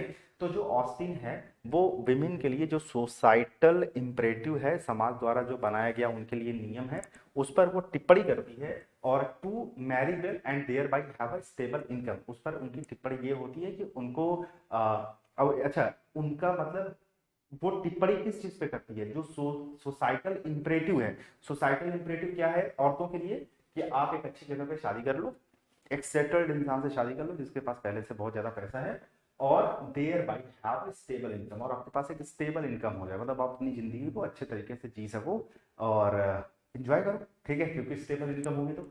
The title itself is quite meaningful. कह रहा जो इसका टाइटल है, टाइटल क्या है, प्राइड एंड प्रेजुडिस है, कह रहा वो अपने आप में बहुत ही मीनिंगफुल है, as it first indicates the character flaws, ठीक है। अब इसमें ये कह रहा है कि इंडिकेट करता है, ये नॉवेल की जो कहानी है वो इंडिकेट करता है कैरेक्टर के फ्लॉज को। इसमें जो जो भी कैरेक्टर है, जैसे अभी में एक कैरेक्टर इंट्रोड्यूस की गई है बेनेट, और भी कैरेक्टर अभी आपको इसके अंदर मिलेंगे, तो उनके अंदर जो कमियां हैं, जो drive much of the conflict in this novel, जो इस नॉवल में कंफ्लिक्ट को बढ़ावा देते हैं। क्योंकि बढ़ावा कब मिलता है किसी भी चीज को, कंफ्लिक्ट को बढ़ावा कब मिलता है, जैसे मैं हूं आप हो, हम दोनों कैरेक्टर हैं। अब भाई हमारे अंदर अगर फ्लॉज है, अगर हमारे अंदर कमियां हैं, तो कन्फ्लिक्ट को बढ़ावा मिलेगा कि नहीं मिलेगा, बिल्कुल मिलेगा। वही बात है कि नॉवल में जो कन्फ्लिक्ट को ड्राइव करती है वो कैरेक्टर के जो फ्लॉज हैं, जो कमियां हैं वो करती है। नेमली, अब देखो यहाँ पे फिर से कुछ नाम आया, ये जो डार्सी का प्राइड है, जो एलिजाबेथ का प्रेजुडिस है, यानी कि जो एक एक नाम और हमारे सामने इंट्रोड्यूस हो गया, दैट इज डार्सी। डार्सी का घमंड और एलिजाबेथ का जो प्रेजुडिस, यानी बिना किसी के बारे में जाने एक गलत धारणा बना लेना, उसको प्रेजुडिस कहा जाता है। तो ये दोनों चीजें फ्लॉ होती हैं। घमंड भी एक कमी है, और अगर किसी के बारे में आप कोई बिना जाने धारणा बना लेते हैं, ये भी एक कमी है। तो इससे कन्फ्लिक्ट बढ़ेगा, ठीक। इनफैक्ट मिस्टर, देखो एक नया कैरेक्टर है, दैट इज फिट्जविलियम डार्सी। अच्छा वही है, उसका नाम दिया है Fitzwilliam Darcy. Being a rich and high ranking person, वो बहुत ज्यादा रिच था और हाई रैंकिंग पर्सन था। हाई रैंकिंग पर्सन मतलब जो थोड़े अपर क्लास के लोग होते हैं, उनके बारे में बात हो रही है। First of all shows a haughty character, शुरू शुरू में वो अपना हॉटी कैरेक्टर दिखाता है, यानी जो घमंडी कैरेक्टर है वो दिखाता है। Thereby being very superior by virtue of his class, और अपने क्लास के आधार पे अपने आप को सुपीरियर बताता है। बाई वर्च्यू ऑफ का मतलब होता है कि आधार पर, क्लास का मतलब यहाँ पे वर्ग से है, जैसे कोई लोअर क्लास से होता है, कोई मिडिल, कोई अपर, ठीक है। तो जो अपर क्लास के लोग होते हैं वो सुपीरियर होते हैं और वो डोमिनेट करना चाहते हैं अपने से नीचे वालों को। तो वो अपने क्लास के आधार पर, ठीक है, वो अपने आप को सुपीरियर समझता था या लोगों को बताने की कोशिश करता था। जो एलिजाबेथ है, having been offended by his initial lack of warmth, और जो एलिजाबेथ थी ना, उसके इसी initial lack of warmth, warmth का मतलब होता है कि जब आप किसी के साथ कैसा बिहेव करते हो। अगर हम लैक ऑफ वार्मथ बोल रहे हैं तो मतलब जो आपका बिहेवियर है वो रूड है, तो उसके रूड बिहेवियर की वजह से वो क्या हो गई, ऑफेंडेड हो गई। और साथ ही साथ as well as having been misled by the deceiving Mister Wickham very quickly sowed prejudice against him. अब देख यहाँ पे एक कैरेक्टर और आया, एक तो वो ऑफेंड हुई थी उसके व्यवहार की वजह से, और साथ ही साथ वो इस वजह से भी ऑफेंड हुई थी क्योंकि ये जो एक कैरेक्टर बिकहम है, उसने उसको धोखा दिया था, मिसलीड किया था, यानी गुमराह किया था, तो उसकी वजह से भी वो थी। और इस वजह से उसने क्विकली, अचानक से उसके अगेंस्ट क्या बना लिया, अपनी धारणा बना ली। ट्रेसेस द स्टोरी, कहानी आगे बढ़ती है, each as they navigate his weaknesses. अब जब कहानी आगे बढ़ती है ना, तो ये जो सारे के सारे जो कैरेक्टर्स थे, जो इनके अंदर कमियां थी, जो वीकनेसेस थे, वो उसको नेविगेट करने की कोशिश कर रहे थे, यानी उससे ओवरकम करने की कोशिश कर रहे थे, उससे निजात पाना या उन कमियों को दूर करने की कोशिश कर रहे थे। Darcy needs to lower his pride, Darcy को जरूरत थी, डार्सी यानी जो आदमी था उसको जरूरत थी कि भाई वो अपने घमंड को कम करे, to appreciate the value of Elizabeth inferior standing. Elizabeth की इंफीरियर स्टैंडिंग, इंफीरियर स्टैंडिंग का मतलब जो लोग हैसियत में कम होते हैं, उसकी हैसियत भले उससे कम थी लेकिन उसको अपना घमंड कम करना चाहिए था और उसको वैल्यू करनी चाहिए थी, ठीक है। क्योंकि अगर कोई आपसे छोटा है हैसियत में, इसका मतलब नहीं कि आप उसकी इंसल्ट करें, है ना, आपको उसको वैल्यू करनी चाहिए। Though she must see the strength of his superior qualities, ठीक। और साथ ही साथ ये जो एलिजाबेथ थी उसको भी जो डार्सी की सुपीरियर क्वालिटी थी उसकी भी उसे क्या करनी चाहिए, वैल्यू करनी चाहिए। वो भी मतलब उसके अंदर जो अच्छा गुण है उसको भी वो देखना चाहिए। हर इंसान में हमेशा आप नेगेटिविटी नहीं देखना चाहिए, ठीक है। अब आपको लग रहा होगा डार्सी के अंदर क्या अच्छा गुण था, अभी तो कुछ पता ही नहीं है, वो देखते हैं अभी आगे। Austin employs irony and satire liberally to point out the absurdities of the class structure। अब यहाँ फिर से एक नाम आता है हमारे सामने ऑस्टिन का, जो कि इस पूरे नॉवेल की लेखिका थी। वो क्या करती है, वो एम्प्लॉय करती है। देखो एम्प्लॉय का एक मतलब होता है किसी को रिक्रूट करना, ठीक है। जैसे मान लीजिए कोई कंपनी है, किसी कंपनी में आप किसी एम्प्लॉय को रखते हो, ठीक है, उसको नौकरी देते हो, तो वो हो गया एम्प्लॉय करना, ठीक है। एक एम्प्लॉय का मतलब और होता है, वो एम्प्लॉय का मतलब होता है किसी को इस्तेमाल करना यानी उपयोग करना। तो ये जो ऑस्टीन थी वो जो क्लास स्ट्रक्चर का मतलब हो गया जो ऊंच नीच। जैसे अगर हमारे पास बहुत पैसा है, बहुत हैसियत वाले हैं, पावर है, तो हम ऊपर वाले क्लास के आते हैं, अपर क्लास के आते हैं। अगर आपके पास नहीं है तो आप लोअर क्लास के आते हैं, ठीक है।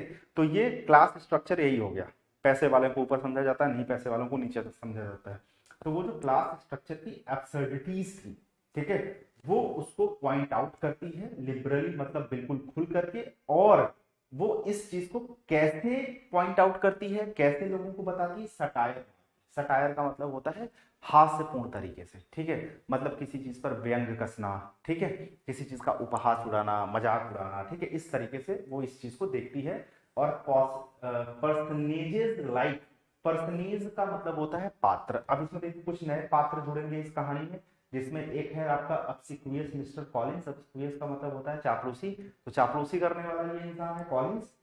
और इंपीरियस लेडी, इंपीरियस का मतलब होता है ऐसी लोग जो थोड़ी घमंडी होती हैं, ठीक है, रौब झाड़ने वाली लोग होती हैं।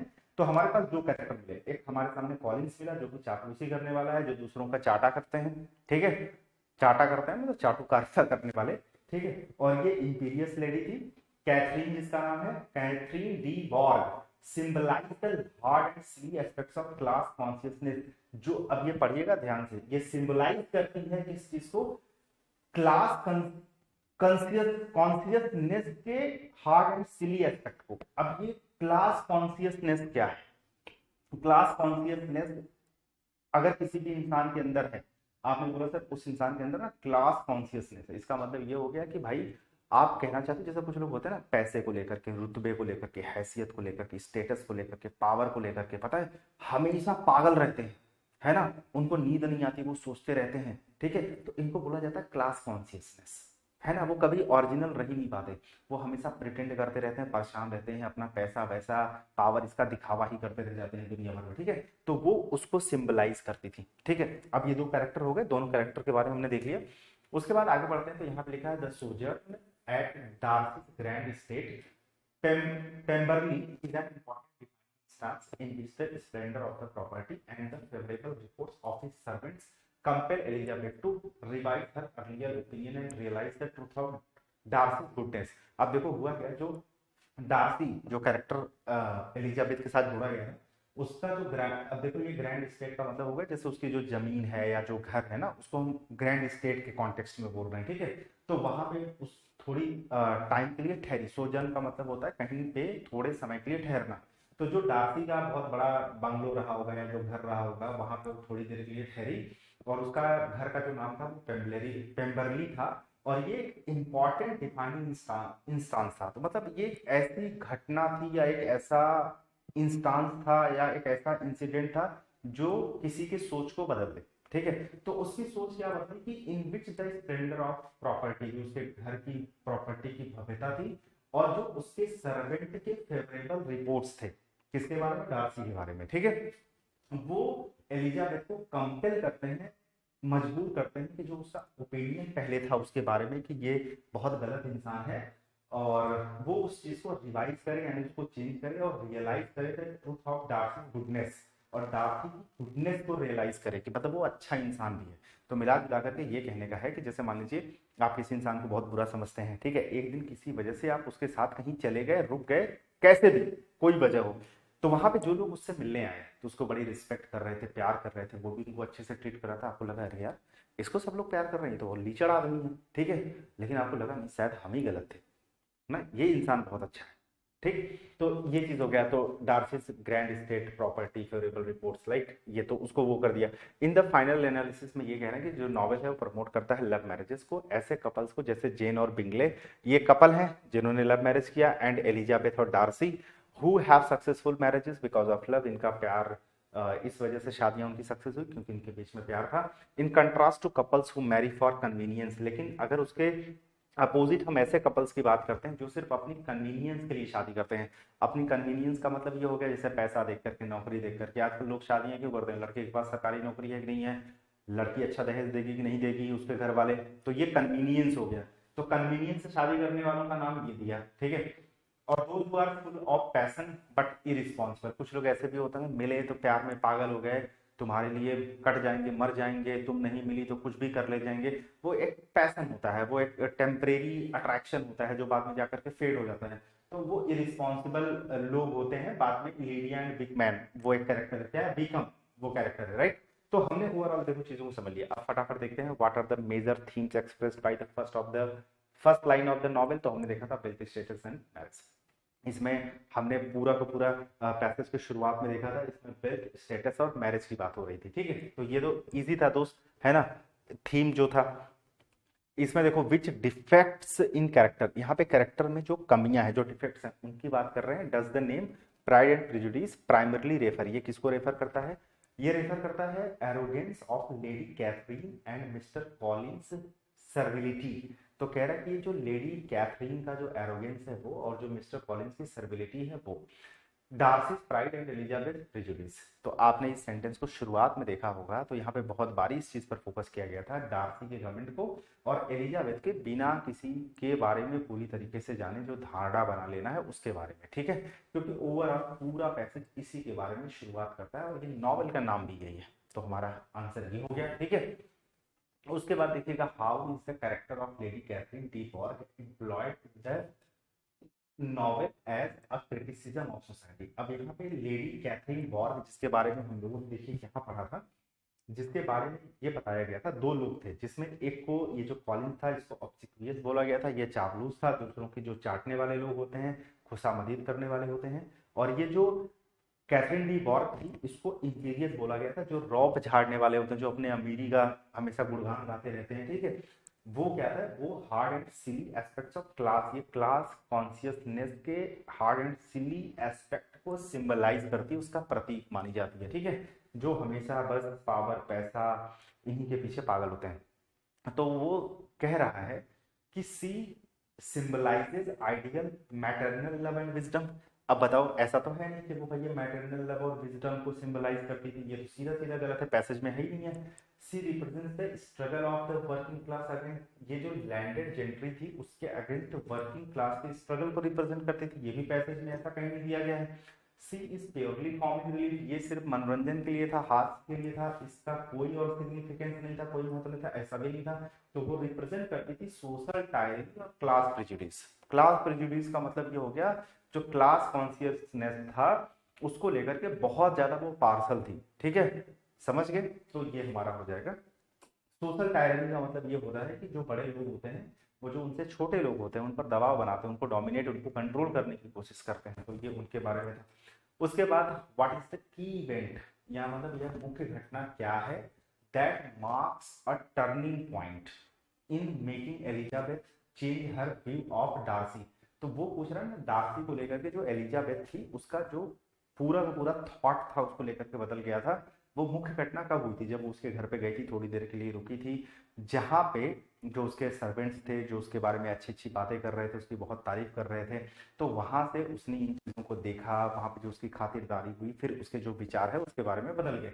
तो उसका जो विजिट था बर्ली में, और जो रिसेप्शन ऑफ डार्सीज लेटर, तो ये हमारा हो गया। बाकी चीजें गलत है, rejection of Netherfield ball Lydia's elopement will become. अगला देखिएगा, what kind of marriage does Jane Austen appear to prize the most. आप कह रहे हैं किस तरह की मैरिज को जो जेन ऑस्टिन थी, जो इस नॉवेल की लेखिका है, वो उसको बेहतर मानती है। According to the conclusion of the novel, marriage contracts entered into by reason of romantic love, मतलब ऐसे मैरिजेस को वो ज्यादा इंपॉर्टेंट समझती है जो रोमांटिक लव से होते हैं, ठीक है, जिनके बीच में बहुत रोमांस हो, प्यार हो, इसकी वजह से, या ऐसे मैरिजेस जो कन्वीनियंस के हिसाब से होते हैं कि भैया पैसा देख के कर लिया, पावर देख के कर लिया, इसकी वजह से, या ऐसे जो based on mutual respect, love and understanding in marriage, यानी उसका जो फोकस था कि एक दूसरे को भैया म्यूचुअल रिस्पेक्ट करो, प्यार करो, अंडरस्टैंड करो, ये चीज, ठीक, ये हो गया आपका डन।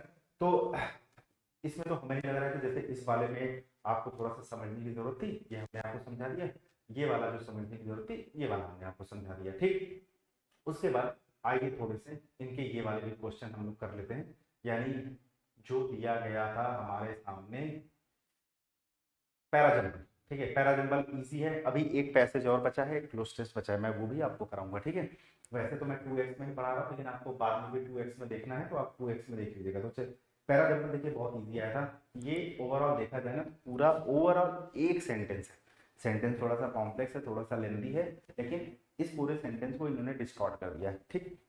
अब देखते हैं क्या है। इन्होंने ऑप्शन में सी डी ए डी दिया था, ये खैर सुबह भी मैं पढ़ा चुका हूँ। तो यहाँ पे अगर हमें शुरुआत करनी है तो यहाँ पे ऑप्शन में डी तो है ही नहीं, तो डी को हटा दीजिए, या तो सी से शुरू होगा या तो बी से या तो ए से। क्या हैज बीन से शुरू कर सकते हैं, क्या नहीं कर सकते हैं, तो ए वाले को भी हटा दिया जाए, खत्म हो गया, ठीक। क्या सी से शुरू कर सकते हैं, टू द स्टडी राइज, मतलब to the study rise in global atmospheric temperature, जो इनका ग्लोबल एटमॉस्फेरिक टेम्परेचर है वो लगातार बढ़ रहा है। क्यों बढ़ रहा है, कैसे बढ़ रहा है, कोई चीज पता नहीं चल रही, ये भी हो गया, तो लो ये आंसर हो गया। अब तुम मिला करके देखो, ये कह रहे हैं जो अनप्रेसिडेंटेड फ्रीक्वेंसी है एक्सट्रीम वेदर इवेंट का। एक्सट्रीम वेदर इवेंट क्या होता है, जो हम कहते हैं ना कि जैसे बहुत ज्यादा गर्मी होना, बाढ़ आना, सूखा पड़ना, ये एक्सट्रीम वेदर इवेंट्स होते हैं। इनकी जो अनप्रेसिडेंटेड फ्रीक्वेंसी है, अनप्रेसिडेंटेड का मतलब पहले कभी नहीं होने वाली, जो जो पहले कभी नहीं हुई, तो ऐसे एक्सट्रीम वेदर इवेंट जो पहले कभी नहीं हुई है, जो उनकी फ्रीक्वेंसी है, जो उनकी संख्या है, वो ऑब्जर्व किया गया है बहुत सारे कॉन्टिनेंट्स में पिछले 10 सालों में, ठीक है। ये जो हमारा ऑब्जर्व लगा है, ये वर्ब की तीसरी फॉर्म है, ये पूरा का पूरा हमारा पास्ट पार्टिसिपल फ्रेज है, जो कि एडजेक्टिव के तरीके से काम कर रहा है, और ये किसके लिए लिखा है, एक्सट्रीम वेदर इवेंट के लिए लिखा है। तो इसको आप मत समझ लीजिएगा कि ये वर्ब है, ये वर्ब नहीं है, ये इसके लिए एडजेक्टिव है। तो हमने देखा कि जो ऑब्जर्व किया गया है across various continent over the last decade has been attributed. अब देखो ये जो हमारा सब्जेक्ट था, उस सब्जेक्ट का ये वर्ब आया, तो कहने का मतलब अब तुमको क्लियर हुआ, डी पे डी है, डी के बाद एक क्यों आए, ठीक।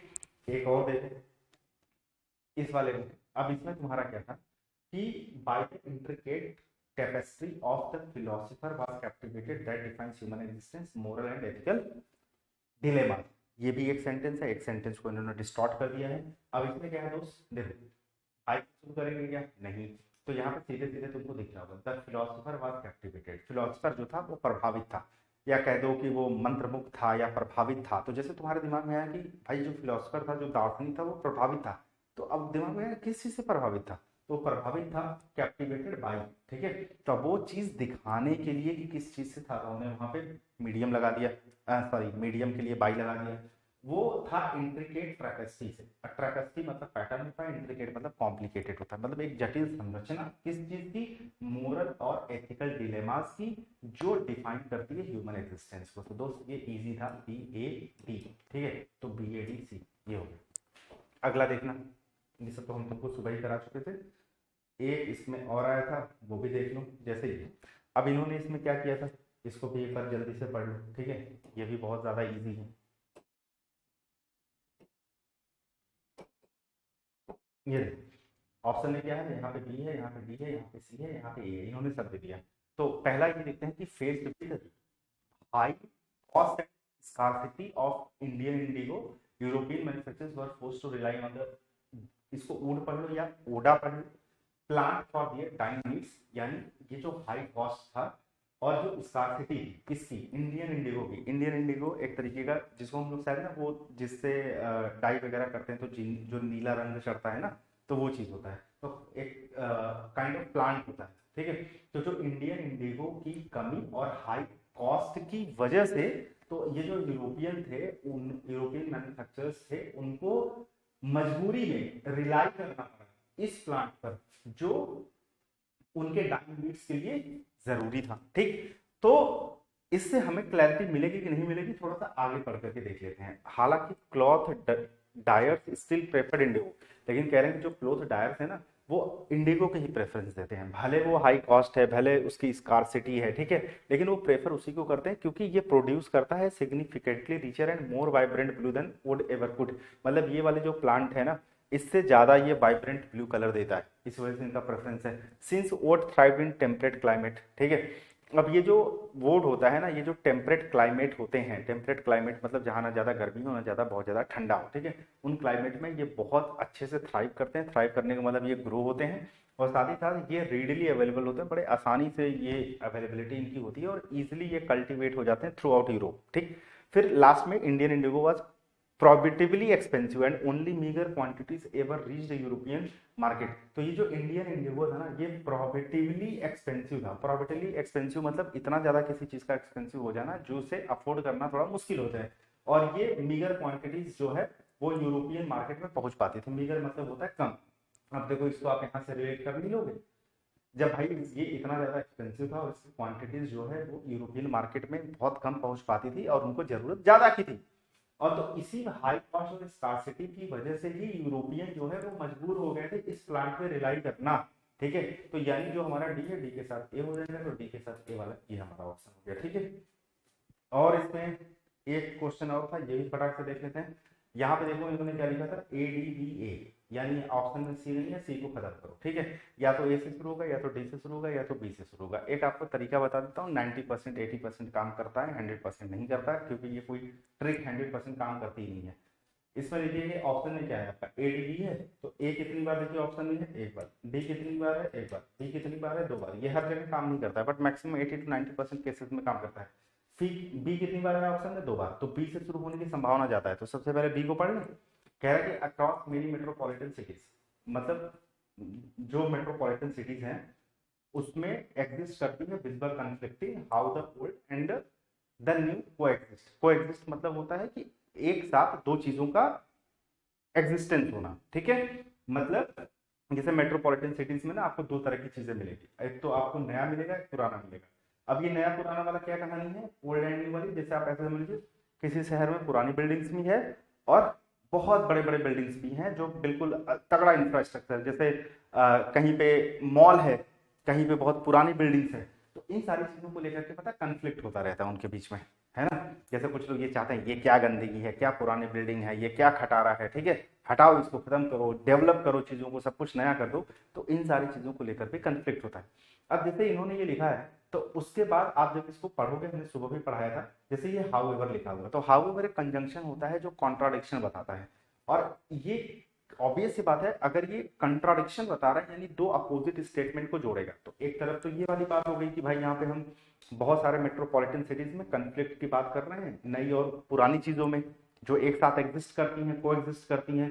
अब हो गया जो पुडुचेरी है ना एज ए स्ट्राइकिंग एक्सेप्शन, लेकिन भैया इसका जो ये एक्सेप्शनल, मैंने एक्सेप्शनल सॉरी बोल दिया, एक्सेप्शनल मतलब तो हो गया एक्स्ट्राऑर्डिनरी, मतलब एक तरीके से अपवाद है, ये उनसे अलग है। कहने का मतलब ये है where this very contrast are celebrated rather than endured, मतलब यहाँ पे लोग कॉन्फ्लिक्ट नहीं करते हैं, उसको लेकर के लड़ाई झगड़ा नहीं करते हैं, उसको एंजॉय करते हैं। ये जो उनको वेरिएशन देखने को मिलता है, ये जो उनको डाइवर्सिटी कह सकते हैं देखने को मिलता है, नया पुराने का जो कॉम्बिनेशन है, उसको लेकर कॉन्फ्लिक्ट नहीं करते, उसको एंजॉय करते हैं। तो देखो बी से किसका पेयर बन रहा है, डी से पेयर बन रहा है। उसके बाद देखो यहाँ पे जैसे हियर लिखा है the picture perfect French quarter heritage land Tamil street. अब वहां पे आप पुडुचेरी भी देखोगे तो आपको एकदम जो तमिल स्ट्रीट है, मतलब जो उनकी संस्कृति को रिप्रेजेंट करता है वो भी है, और उनके यहाँ आप देखोगे जो फ्रेंच स्टाइल में जो पिक्चर परफेक्ट क्वार्टर्स हैं वो भी आपको देखने को मिलेगा। तो इन दोनों ही चीजों को लोग क्या करते हैं, इन दोनों चीजों को एंजॉय करते हैं, ये दोनों एक सुर में ब्लेंड हो चुकी हैं, घुल मिल चुकी हैं। ठीक है,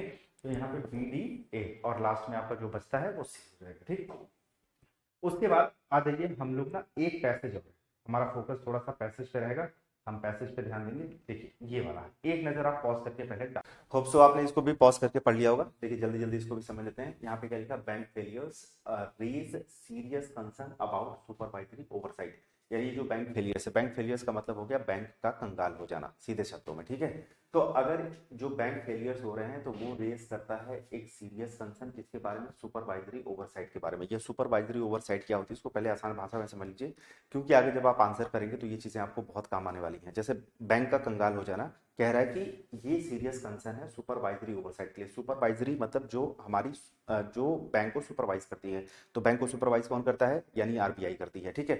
अब आप ऐसे इसको एक सिंपल एग्जांपल से समझिए। मान लीजिए ये क्लास है, क्लास में यहाँ पे 10 लोग बैठे हैं, मैं टीचर हूँ, मैं पढ़ा रहा हूँ। अगर यहाँ से कोई बच्चा भाग जाता है तो किसकी रिस्पॉन्सिबिलिटी है, मेरी रिस्पॉन्सिबिलिटी है। क्या सिर्फ ये उस बच्चे की गलती होगी कि साथ में मेरी भी गलती मानी जाएगी, साथ में मेरी भी गलती मानी जाएगी, क्योंकि भाई क्लास में टीचर है और उसके बाद भी बच्चा कैसे भाग सकता है, ठीक है। ब्लर वगैरह तो नहीं आ रहा है ना भाई, ठीक। तो ये चीज हो गई यहाँ पे कि मतलब ये जो बैंक फेलियर्स हैं ये सीरियस कंसर्न रेज करते हैं सुपरवाइजरी ओवरसाइट के बारे में। अच्छा, the case studies of Credit Suisse and Silicon Valley, Suisse and Silicon Valley Bank highlight the deficiencies in supervisory supervision. यहाँ पे केस स्टडीज के बारे में बात हो रही है, और किसके, एक क्रेडिट सुइस है और सिलिकॉन वैली बैंक है, इनके जो केस स्टडीज हैं, मतलब ये बैंक कंगाल हो गए, ये फेल हो गए, और ये हाईलाइट करता है कि ये जो सुपरवाइजरी सुपरविजन है उनकी डेफिशिएंसी को, यानी ये जो निगरानी करने वाले सुपरवाइजर्स होते हैं इनमें जो कमी है ये चीज को उजागर करता है। क्योंकि सिंपल सी बात है, अगर कोई बैंक फेल हो रहा है तो जो उसकी अकाउंटेबिलिटी होगी वो किसकी होगी, इन सुपरवाइजर्स की होगी, यानी आरबीआई की होगी। इन मेनी इंस्टांसेस, बहुत सारे हालातों में जो सुपरवाइजर्स हैं वो हेजिटेट करते हैं, come into conflict with bank management when weaknesses are identified. अच्छा, बहुत बार ऐसा भी होता है कि जब जैसे जो बैंक है, वीकनेसेस का मतलब कमजोरी से नहीं है, मतलब उनकी गलतियों से है। तो मान लीजिए बैंक में कोई ये वीकनेसेस यानी कोई गलतियां अगर वो आइडेंटिफाई करते हैं तो कायदे से उनको क्या करना चाहिए, जो बैंक मैनेजमेंट है उनसे बात करना चाहिए कि भाई तुम्हारी ये गलतियां हैं, सुधारो। लेकिन ये लोग क्या करते हैं कि ये लोग बैंक से सीधे कन्फ्लिक्ट में नहीं आना चाहते हैं। मतलब बहुत सारे रीजंस हैं, एक तो ये तू मैं नहीं करना चाहते हैं, किसी बात को लंबा खींचना नहीं चाहते हैं, साथ ही साथ ये अपना व्यवहार उनसे खराब नहीं करना चाहते ये, क्योंकि दोनों आपस में क्या है, इंटरलिंक है, मतलब एक दूसरे पे इंटरडिपेंडेंट है, ठीक है। कि भाई तुम मेरे काम आओगे, हम तुम्हारे काम आओगे, तो ये भी प्रॉब्लम होती है। तो इसकी वजह से क्या होता है कि चीजें बहुत लंबी खींची जाती हैं, जो प्रॉब्लम छोटी होती है धीरे धीरे धीरे वो बढ़ती जाती है। Preferring to do nothing rather than take corrective action, और इनको कायदे से तो करेक्टिव एक्शन लेना चाहिए उसको सही करने के लिए, लेकिन उसके बजाय ये क्या करते हैं, कुछ नहीं करते। प्रेफरिंग टू डू नथिंग मतलब जहां उनको करेक्टिव एक्शन लेना चाहिए वहां पे वो कुछ नहीं करते हैं। At a point in time when key issues are building into a problem. अब बताओ ये जो की इश्यूज हैं, मतलब ये जो छोटे छोटे इनके मुख्य मुद्दे हैं, बाद में ये बहुत बड़ी प्रॉब्लम का रूप ले लेते हैं, क्योंकि ये अर्ली स्टेज पर उसको खत्म नहीं करते हैं। Regulators must adopt an attitude change in which they place more emphasis on the result rather than details. अब यहाँ पे जो राइटर है वो ये कह रहा है कि जो रेगुलेटर्स होते हैं जैसे आरबीआई हो गई, इनको ना अपने नजरिए में बदलाव लाना चाहिए, और ये क्या करें कि ज्यादा से ज्यादा एम्फेसाइज रिजल्ट पे करें, ना कि डिटेल्स पे करें। एक्चुअली ये क्या करते हैं कि ये जो रेगुलेटर होती है, यानी जो ये सुपरवाइज करते हैं, ये लोग क्या करते हैं, बैंक के ऊपर दुनिया भर के जो मान के चलिए कि जो वो होते हैं ना कि छोटे छोटे नियम कानून, ये सही होना चाहिए, वो सही होना चाहिए, तो ये बहुत सारी चीजें उनके ऊपर थोप देते हैं। तो राइटर का ये कहना है कि भाई जो आप उनको इतने ना डिटेल्स पर फोकस करते हो, ये सही होना चाहिए, वो सही होना चाहिए, उसके बजाय आप रिजल्ट पर फोकस करो, ठीक है। Over emphasise on trivial matters, अगर आप ट्रिवियल यानी जो छोटी छोटी चीजें होती हैं, अनइंपॉर्टेंट चीजें होती हैं, अगर आप उस पर बहुत ज्यादा जोर दोगे तो might lead regulators to overlook more fundamental issues. तो उसके बीच में जो ये फंडामेंटल इशूज होती हैं, जो जरूरी चीजें होती हैं, आप उसको मिस कर दोगे, आप उसको ओवरलुक कर दोगे, उसको नजरअंदाज कर दोगे, ठीक है। Such as better financial institutions have adequate capital to in case of shock. कह रहे हैं कि ना जो सबसे इंपॉर्टेंट चीज होनी चाहिए वो आपको ये समझना है कि इन केस ऑफ शॉक, अगर मान लीजिए किसी तरह की कोई भी प्रॉब्लम आती है तो उस टाइम आपके पास क्या इतना पर्याप्त कैपिटल है, यानी रिजर्व में पैसा रखा है कि आप सर्वाइव कर सकते हैं कि नहीं कर सकते हैं।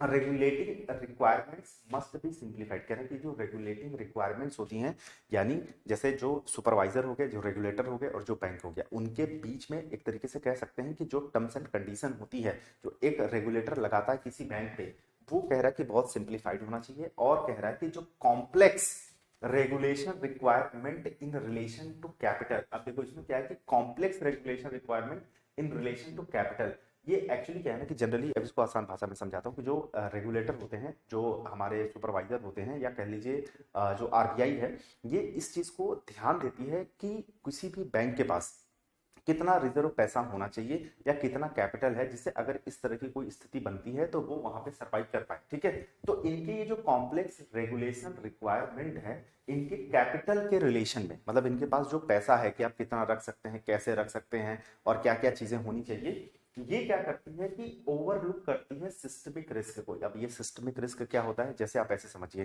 कि अब एक बैंक दूसरे बैंक से जुड़ा होता है। ठीक है, तो मतलब ये लोग आपस में क्या होते हैं, कनेक्टेड होते हैं। ठीक, तो इसमें क्या होता है कि जैसे मान लीजिए आप ऐसे सोचिए, ये हमने दुनिया भर के टाइल्स रखी है। ठीक है, अब यहाँ पे मान लीजिए जैसे ही आप एक टाइल को गिराते हैं तो इससे लग करके सारे के सारे क्या हो जाते हैं, गिर जाते हैं। तो वही कह रहा है कि भाई ना कि ये चीजें क्या करती है कि सिस्टमिक रिस्क जो है उसको क्या करती है, ओवरलुक करती है। क्योंकि ये ना ये छोटी छोटी चीजों में जो उनके डिटेल्स होते हैं, जो छोटे छोटे नियम कानून होते हैं, जिन चीजों को इन्होंने इतना कॉम्प्लेक्स बना दिया है, उन चीजों में ये इतना ज्यादा उलझ करके रह जाते हैं कि ये सिस्टमिक रिस्क को ओवरलुक कर देते हैं कि आने वाले समय में बहुत बड़ी प्रॉब्लम हो सकती है भाई। ठीक है, हो सकता है कि बैंक कंगाल हो जाए, क्योंकि अगर एक बैंक कंगाल होगा तो सिर्फ एक बैंक कंगाल नहीं होता है, सिस्टमिक रिस्क यही होता है। क्योंकि जैसे मान लीजिए एक बैंक दूसरे बैंक से उधार लेती है, दूसरा बैंक तीसरे बैंक से उधार लेती है, अगर कोई एक बहुत बड़ी बैंक कंगाल हो गई तो पता है ये लोग क्या करेंगे, सबसे पहले तो इसको बैंक रन कहा जाता है, जिसमें ना हमारे जैसे आम लोग जो हैं फटाफट बैंक से पैसे निकालना शुरू कर देंगे, यार पैसे निकाल लो, वो वाली बैंक बंद हो गई, हो सकता है ये भी, तो इसको बैंक रन कहा जाता है। फिर एक बैंक दूसरे बैंक को पैसे उधार देना भी बंद कर देती है, तो इसको कहते हैं सिस्टमिक रिस्क। कि इस चक्कर में सारा सिस्टम कोलैप्स कर जाएगा। तो ये ना इन चीजों को ओवरलुक करते हैं, इन चीजों को करने के लिए छोटे छोटे नियम कानून बनाने के चक्कर में। In their approaches when stress test result in activities gravitating. अब ये स्ट्रेस टेस्ट क्या है, स्ट्रेस टेस्ट आप ऐसे समझिए कि एक तरीके का काइंड ऑफ मॉक ड्रिल होता है। जैसे मान लीजिए आप कहीं पे युद्ध लड़ने जा रहे हैं तो युद्ध लड़ने से पहले मॉक ड्रिल होता है। अभी देखिए रिसेंटली हुआ था जब इंडिया पाकिस्तान के बीच में थोड़ा सा अनबन चल रहा था, तो बिल्कुल वैसी ही स्थिति ये लोग बना देते हैं, ये जो सुपरवाइजर जो रेगुलेटर होते हैं बैंक के लिए। और बैंक इसमें इतना घबरा जाती है, या कह दीजिए इतना माथा पच्ची हो जाता है, घबराना इन द सेंस इतनी माथा पच्ची कर देते हैं, उन लोगों को इतना परेशान कर देते हैं, तो उसका रिजल्ट ये होता है कि activity in activities gravitating. Gravitate मतलब क्या होता है, जैसे ग्रेविटी क्या करती है, किसी चीज को अपनी तरफ आकर्षित करती है। आप कोई चीज ऊपर फेंको, कहां चली जाएगी, वो नीचे आ जाएगी। तो ये क्या करते हैं, तो लेस हैवली रेगुलेटेड इंस्टीट्यूशंस, तो ये जो बैंक वाले हैं ना, ये ऐसे इंस्टीट्यूशन की तरफ मूव करने लग जाते हैं, बढ़ने लग जाते हैं, जहां पे ये जो आरबीआई हो गई, ये जो रेगुलेटरी बॉडी हो गई, जहां पर उनका ज्यादा जोर नहीं चलता है, या आप ऐसे कह सकते हैं कि जहां नियम कानून बहुत ज्यादा ढीले होते हैं, वो उस तरफ क्या करते हैं, ग्रेविटेट होते हैं, यानी उस तरफ चले जाते हैं। In the non bank sector भी लिखा हुआ है यहाँ पे, क्योंकि नॉन बैंक सेक्टर पे इनका इतना बस चलता नहीं है कि इसमें उतना ज्यादा उंगली वो कर नहीं सकते हैं। तो improve supervisory and bank communications would promote better supervision as a tool for managing risk. Recommendations include being upfront about supervisory goals। देखो ये कह रहे हैं कि इम्प्रूव्ड यानी सुधार होने की बात हो रही है, किस चीज की, सुपरवाइजरी एंड बैंक कम्युनिकेशन। अगर जो बैंक कम्युनिकेशन है और जो सुपरवाइजरी यानी सुपरवाइज करने वाले हैं, अगर इनके बीच में मिल करके बैठ करके अगर सही तरीके से बातचीत हो तो चीजों को इंप्रूव किया जा सकता है। यानी ये जो सुपरविजन है ना, इनको ये एज अ टूल इस्तेमाल कर सकते हैं, और जो छोटी छोटी प्रॉब्लम्स आ रही हैं और बाद में जाकर के वो बहुत बड़ी बन रही है, इनको बेहतर या सुधारा जा सकता है as a tool for managing risk. Recommendations include being upfront about supervisory goals. और आगे समझो, ये जब कम्युनिकेट करें तो किस बारे में करें, जैसे ये जो सुपरवाइजरी मतलब जो सुपरविजन करने वाले लोग हैं, इनके क्या गोल्स हैं, उसको अपफ्रंट करने का मतलब उसको पहले बता दें। ठीक है, जैसे कहने का मतलब ये मान के चलिए आप बैंक हो, मैं सुपरवाइजर हूं, तो मैं आपको बता दूं कि भाई एक बैंक चलाने के लिए, ठीक है, मैं चाहता हूं कि आप ये नॉर्म्स फॉलो करें, आप ये रूल फॉलो करें, तो मैं ये चीज बिल्कुल आपके सामने क्लियर कर दूं, है ना, स्पष्ट रूप से आपके सामने रख दूं।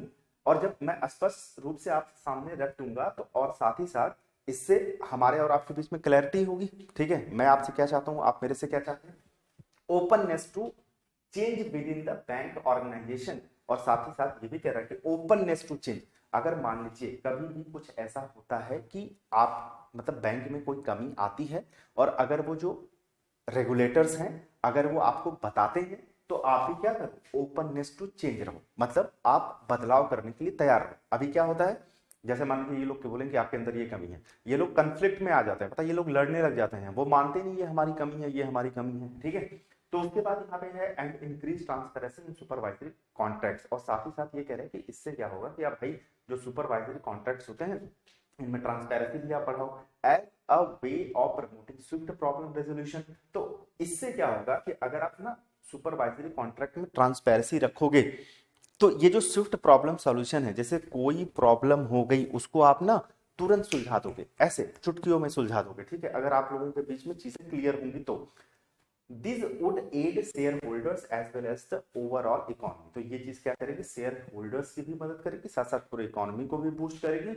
In conclusion rather than pursuing a micro management strategy, अभी वो लोग क्या कर रहे हैं, जो रेगुलेटर हैं वो माइक्रो मैनेजमेंट स्ट्रेटजी अपना रहे हैं। ये माइक्रो मैनेजमेंट स्ट्रेटजी क्या होती है, जैसे छोटी छोटी डिटेल्स पर ध्यान देना, ठीक है, जैसे यहाँ पे ऊपर लिखा हुआ था ना, ये लोग क्या करते हैं कि जो ट्रिवियल मैटर्स होते हैं जैसे कागजी कार्रवाई बहुत ज्यादा करते हैं, ठीक है, बहुत ज्यादा पेपर वर्क ये करते हैं, बहुत ऐसे ऐसे छोटे छोटे नियम बना करके रखे हैं जो सर दर्द कर दे, है ना, तो ये चीज होती है, ये माइक्रो मैनेजमेंट स्ट्रेटजी होती है। क्या है कि इस पर बहुत ज्यादा ध्यान देने के बजाय, मतलब इसके पीछे पड़ने के बजाय या इसको फॉलो करने के बजाय अब move towards a clearly defined regulation that supports positive incentives. मतलब आप एक ऐसे रेगुलेशन बनाइए जो क्लियरली डिफाइंड हो, मतलब जो सिंपल हो, क्लियरली डिफाइंड हो, बैंक को भी समझ में आ रहा है, उसको उस चीज को एग्जीक्यूट करने में या उसको पालन करने में भी उसको कोई दिक्कत नहीं हो रही है, और ये सपोर्ट करता है आपके positive incentives is what is needed to ensure that banks behave within framework that promotes financial stability. ठीक है, क्लैरिटी यहां तक आप लोग को होगी कि हम किस चीज के बारे में बात कर रहे थे, क्योंकि इस बार ना बहुत सारे क्वेश्चंस इम्प्लाइड क्वेश्चंस है। इम्प्लाइड का मतलब ये हो गया कि डायरेक्टली वो मेंशन नहीं है, आपको पैसेज पढ़ करके समझना पड़ेगा। जैसे यहाँ पे देखिए क्या था, which of the following is most true in regard to stating the structure of logic found the author's conclusion. यहाँ पे बात हो रही है किसकी, स्ट्रक्चर ऑफ लॉजिक की। तो स्ट्रक्चर ऑफ लॉजिक क्या होता है, कंक्लूजन तक पहुंचने के लिए किया जाने जो की जाने वाली चीजें होती हैं, ठीक है। तो वो कहने का मतलब ये है कि अगर ऑथर जो है अगर किसी कंक्लूजन पर पहुंचा है तो वो कंक्लूजन पर पहुंचने के लिए उसने क्या क्या चीजों को अपनाया है, तो उसको हम कहते हैं कि स्ट्रक्चर ऑफ लॉजिक। तो यहाँ पे देखते हैं, it proposes that bank manager should be given more freedom in setting. अच्छा ये बताइए, हमने पूरा पैसेज पढ़ा, यहाँ पे ऐसा हमने कहीं पढ़ा क्या कि बैंक जो मैनेजर्स हैं उनको दिया जाना चाहिए मोर फ्रीडम इन सेटिंग, उनको ज्यादा से ज्यादा नहीं। एक्चुअली देखिए हमारा जो पूरा फोकस था पैसेज का वो ये था कि जो एक तरफ रेगुलेटर है यानी सुपरवाइजर है, दूसरी तरफ बैंक्स, ठीक है, इनको आपस में मिलकर के अच्छे से कम्युनिकेट करना चाहिए, बातचीत करना चाहिए, और जो रेगुलेटर हैं उनको ऐसे नियम बनाने चाहिए जो बहुत ज्यादा कॉम्प्लेक्स पेचीदा ना हो, जो इजिली वो उसको फॉलो कर पाए, ठीक है, और चीजें स्मूथली चला पाए। तो हम ये बात कर रहे थे, हमने यहाँ कहीं बात नहीं किया था कि बैंक मैनेजर्स को बहुत ज्यादा फ्रीडम देना चाहिए। It suggest complete deregulation. Deregulation का मतलब सीधे सीधे हो गया कि आप पूरा नियम कानून जो है वो हटा दो। अगर आप नियम कानून हटाने की हमने कहीं बात करी थी, क्या ये लॉजिकली पॉसिबल है कि नियम कानून हटा दिया जाए तो चीजें सही से चलेगी, ये तो पॉसिबल ही नहीं है बैंकिंग सिस्टम में या कहीं पे भी। It urges a transition from procedural pedantry towards a results oriented strategic framework. अब देखो यहाँ पे क्या बोल रहे हैं, ये ट्रांजिशन की बात कर रहे हैं। ट्रांजिशन का मतलब होता है स्विफ्ट करना, किस चीज पे, प्रोसीजरल जो पेडेंट्री है वहां से शिफ्ट करने की बात कर रहे हैं रिजल्ट ओरिएंटेड स्ट्रैटेजी। अब ये प्रोसीजरल पेडेंट्री क्या होती है, जैसे आपने ये पैसेज पढ़ा था, तो इस पैसेज में आपने पढ़ा था micro management strategy. Micro management strategy related होता है उन छोटे छोटे नियम कानून से या कॉम्प्लेक्सिटी से जो एक रेगुलेटर बैंक के ऊपर लगाती है। तो ये जो राइटर है वो इन्हीं चीजों से बचने की बात कर रहा था कि ये जो आपने छोटे छोटे नियम कानून बना रखे हैं, जो इस पेपर वर्क को इतना हैवी कर रखा है, इतना कॉम्प्लेक्स कर रखा है, इन चीजों को आप हटाओ और रिजल्ट पे फोकस करो। यहाँ पे हमने देखिए पढ़ा था कि आपने पूरा फोकस कहाँ पे होना चाहिए, आपके रिजल्ट पर होना चाहिए, न कि डिटेल्स पे होना चाहिए। तो एक्चुअली में वो यही कह रहा है कि जो ये प्रोसीजरल पेडेंट्री है वो आपके रिलेटेड है माइक्रो मैनेजमेंट स्ट्रैटेजी से, यानी जो छोटे छोटे कॉम्प्लेक्स चीजें हैं, जो डिटेल्स हैं, उन पे हटाओ और रिजल्ट ओरिएंटेड स्ट्रैटेजी पर ध्यान दो। आगे बात समझ में, आगे देखो। यहाँ पे कह रहे हैं the use of stress test. Stress test आया था ना, मैंने स्ट्रेस टेस्ट को समझाया था कि जैसे मान लीजिए कोई युद्ध होता है तो युद्ध के पहले मॉक ड्रिल करते हैं, सिंपल सी चीज है। तो ऐसे ये जो रेगुलेटरी बॉडी है वो क्या करती है कि किसी बैंक के अंदर वो क्षमता है सरवाइव करने की, नहीं, पहले वो एक स्ट्रेस टेस्ट लेती है और इसमें बहुत दिमाग खराब करती है, आप ऐसे मान करके चलो, ठीक है। तो ये by the author is an example of illustrating which of the following consequences the failure of financial institutions to report their internal capital requirements accurately. अब कह रहा है कि ये जो फिनेंशियल इंस्टीट्यूशन का जो फेलियर होता है अपने इंटरनल कैपिटल को रिपोर्ट करने को लेकर के वो गलत देती है। सिंपल सी बात भाषा में समझाऊं तो ये लोगों की जो रिपोर्ट होती है अपने इंटरनल कैपिटल को लेकर के वो क्या करती हैं, सरकार को गलत देती हैं। तो हमने क्या ऐसा कोई बात करी थी? नहीं करी थी, तो ये हटा दीजिए।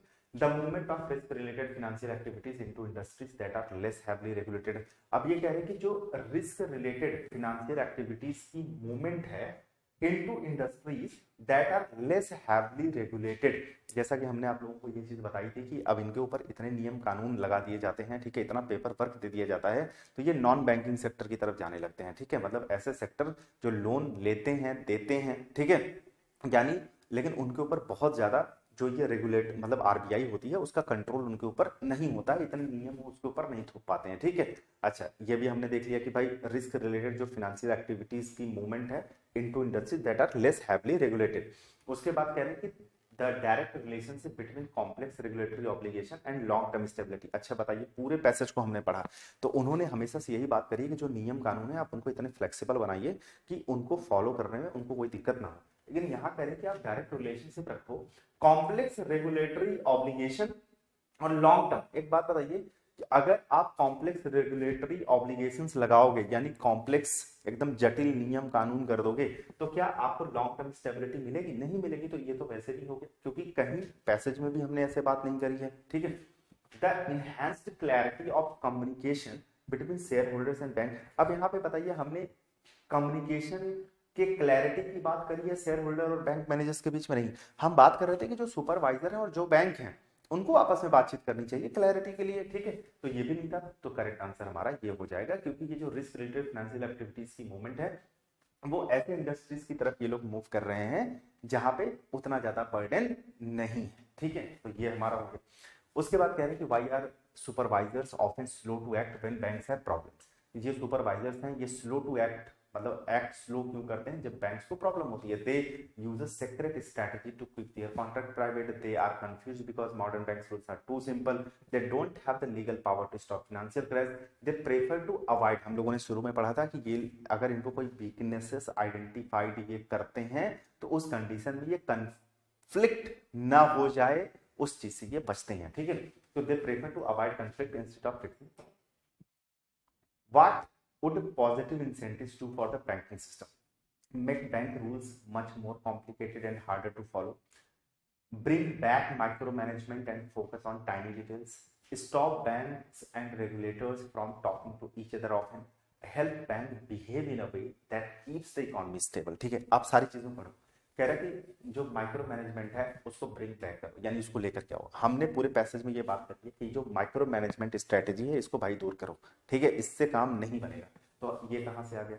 Stop banks and regulators from talking to each other. ये कोई सेंस नहीं बनाता। पैसेज में बोल रहा था कि आप बात करो आपस में तब चीजें बेहतर कर पाओगे, तो ये भी नहीं होगा। Make bank rules much more complicated. यहाँ बैंक के रूल्स को सिंपल करने की बात हुई थी, यहाँ तो कॉम्प्लिकेशंस की बात कर रहा है, तो ये हो जाएगा, ठीक है। और the tone with which the author approaches the current situation of complex regulation is best described as। ये जो करंट सिचुएशन है कॉम्प्लेक्स रेगुलेशन की, इसको लेकर के ऑथर का क्या अप्रोच है, क्या टोन है, वो क्या कहना चाहता है? होपफुल है, अनइंटरेस्टेड है, क्रिटिकल है, इंप्रेस है। देखो इस चीज से वो होपफुल भी नहीं था, इंप्रेस भी नहीं था, अनइंटरेस्टेड था, क्रिटिकल था। क्रिटिकल का मतलब होता है आलोचना वो कर रहा था because complicated rules can actually cause more risk, ठीक। तो ये था। तो भाई हमने ना आपके साथ सब कुछ डिस्कस कर लिया और ये क्लोज टेस्ट है वो भी मैं लगे हाथ डिस्कस कर लेता हूँ आफ्टर। ये देखो मैं पूरा इसमें पढ़ करके समझाऊंगा नहीं क्योंकि ये मैं जल्दी जल्दी आंसर बता देता हूँ, ठीक है। तो हमने जिससे हो जाएगा कि हमने सब कुछ कवर कर लिया। यहाँ मेरा मेनली जो पर्पस था वो पैसेज को कराने को लेकर के था कि मैं पूरा पैसेज आपके साथ इन डिटेल डिस्कस कर लूँ क्योंकि इसमें बहुत सारे ऐसे क्वेश्चन थे जिनमें इंप्लाइड मीनिंग कन्वे हो रही थी और ये समझने में लोगों को दिक्कत हो रही थी। होप्स हो कि एक क्लैरिटी आपको इससे मिली होगी। तो यहाँ ये सिंपल था, ये तो मतलब एमपीएस के लेवल का भी नहीं है। After falling consistently the US dollar from a major part of the year. तो यहाँ पे ना कोई फॉल अगेंस्ट होता है। मान लीजिए जैसे हम ये बोलें कि जो रुपया है वो डॉलर के मुकाबले कम हो रही है तो हम उसके लिए अगेंस्ट लगा देंगे, अगेंस्ट द यूएस डॉलर, ठीक है। उसके बाद यहाँ पे क्या कह रहा है कि द रूपी हैज, हैज के बाद वर्ब की तीसरी फॉर्म आएगी तो देखो यहाँ पे रिकवर्ड हो गया।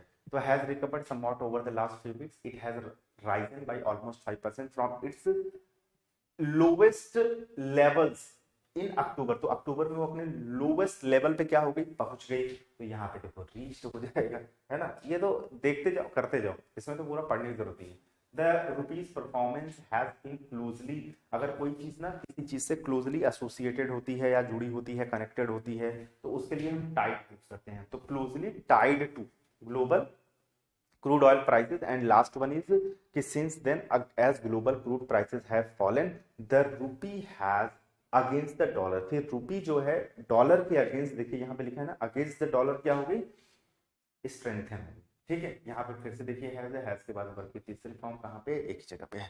That's it. होप सो कि भाई ये सेशन आप लोगों को पसंद आया होगा।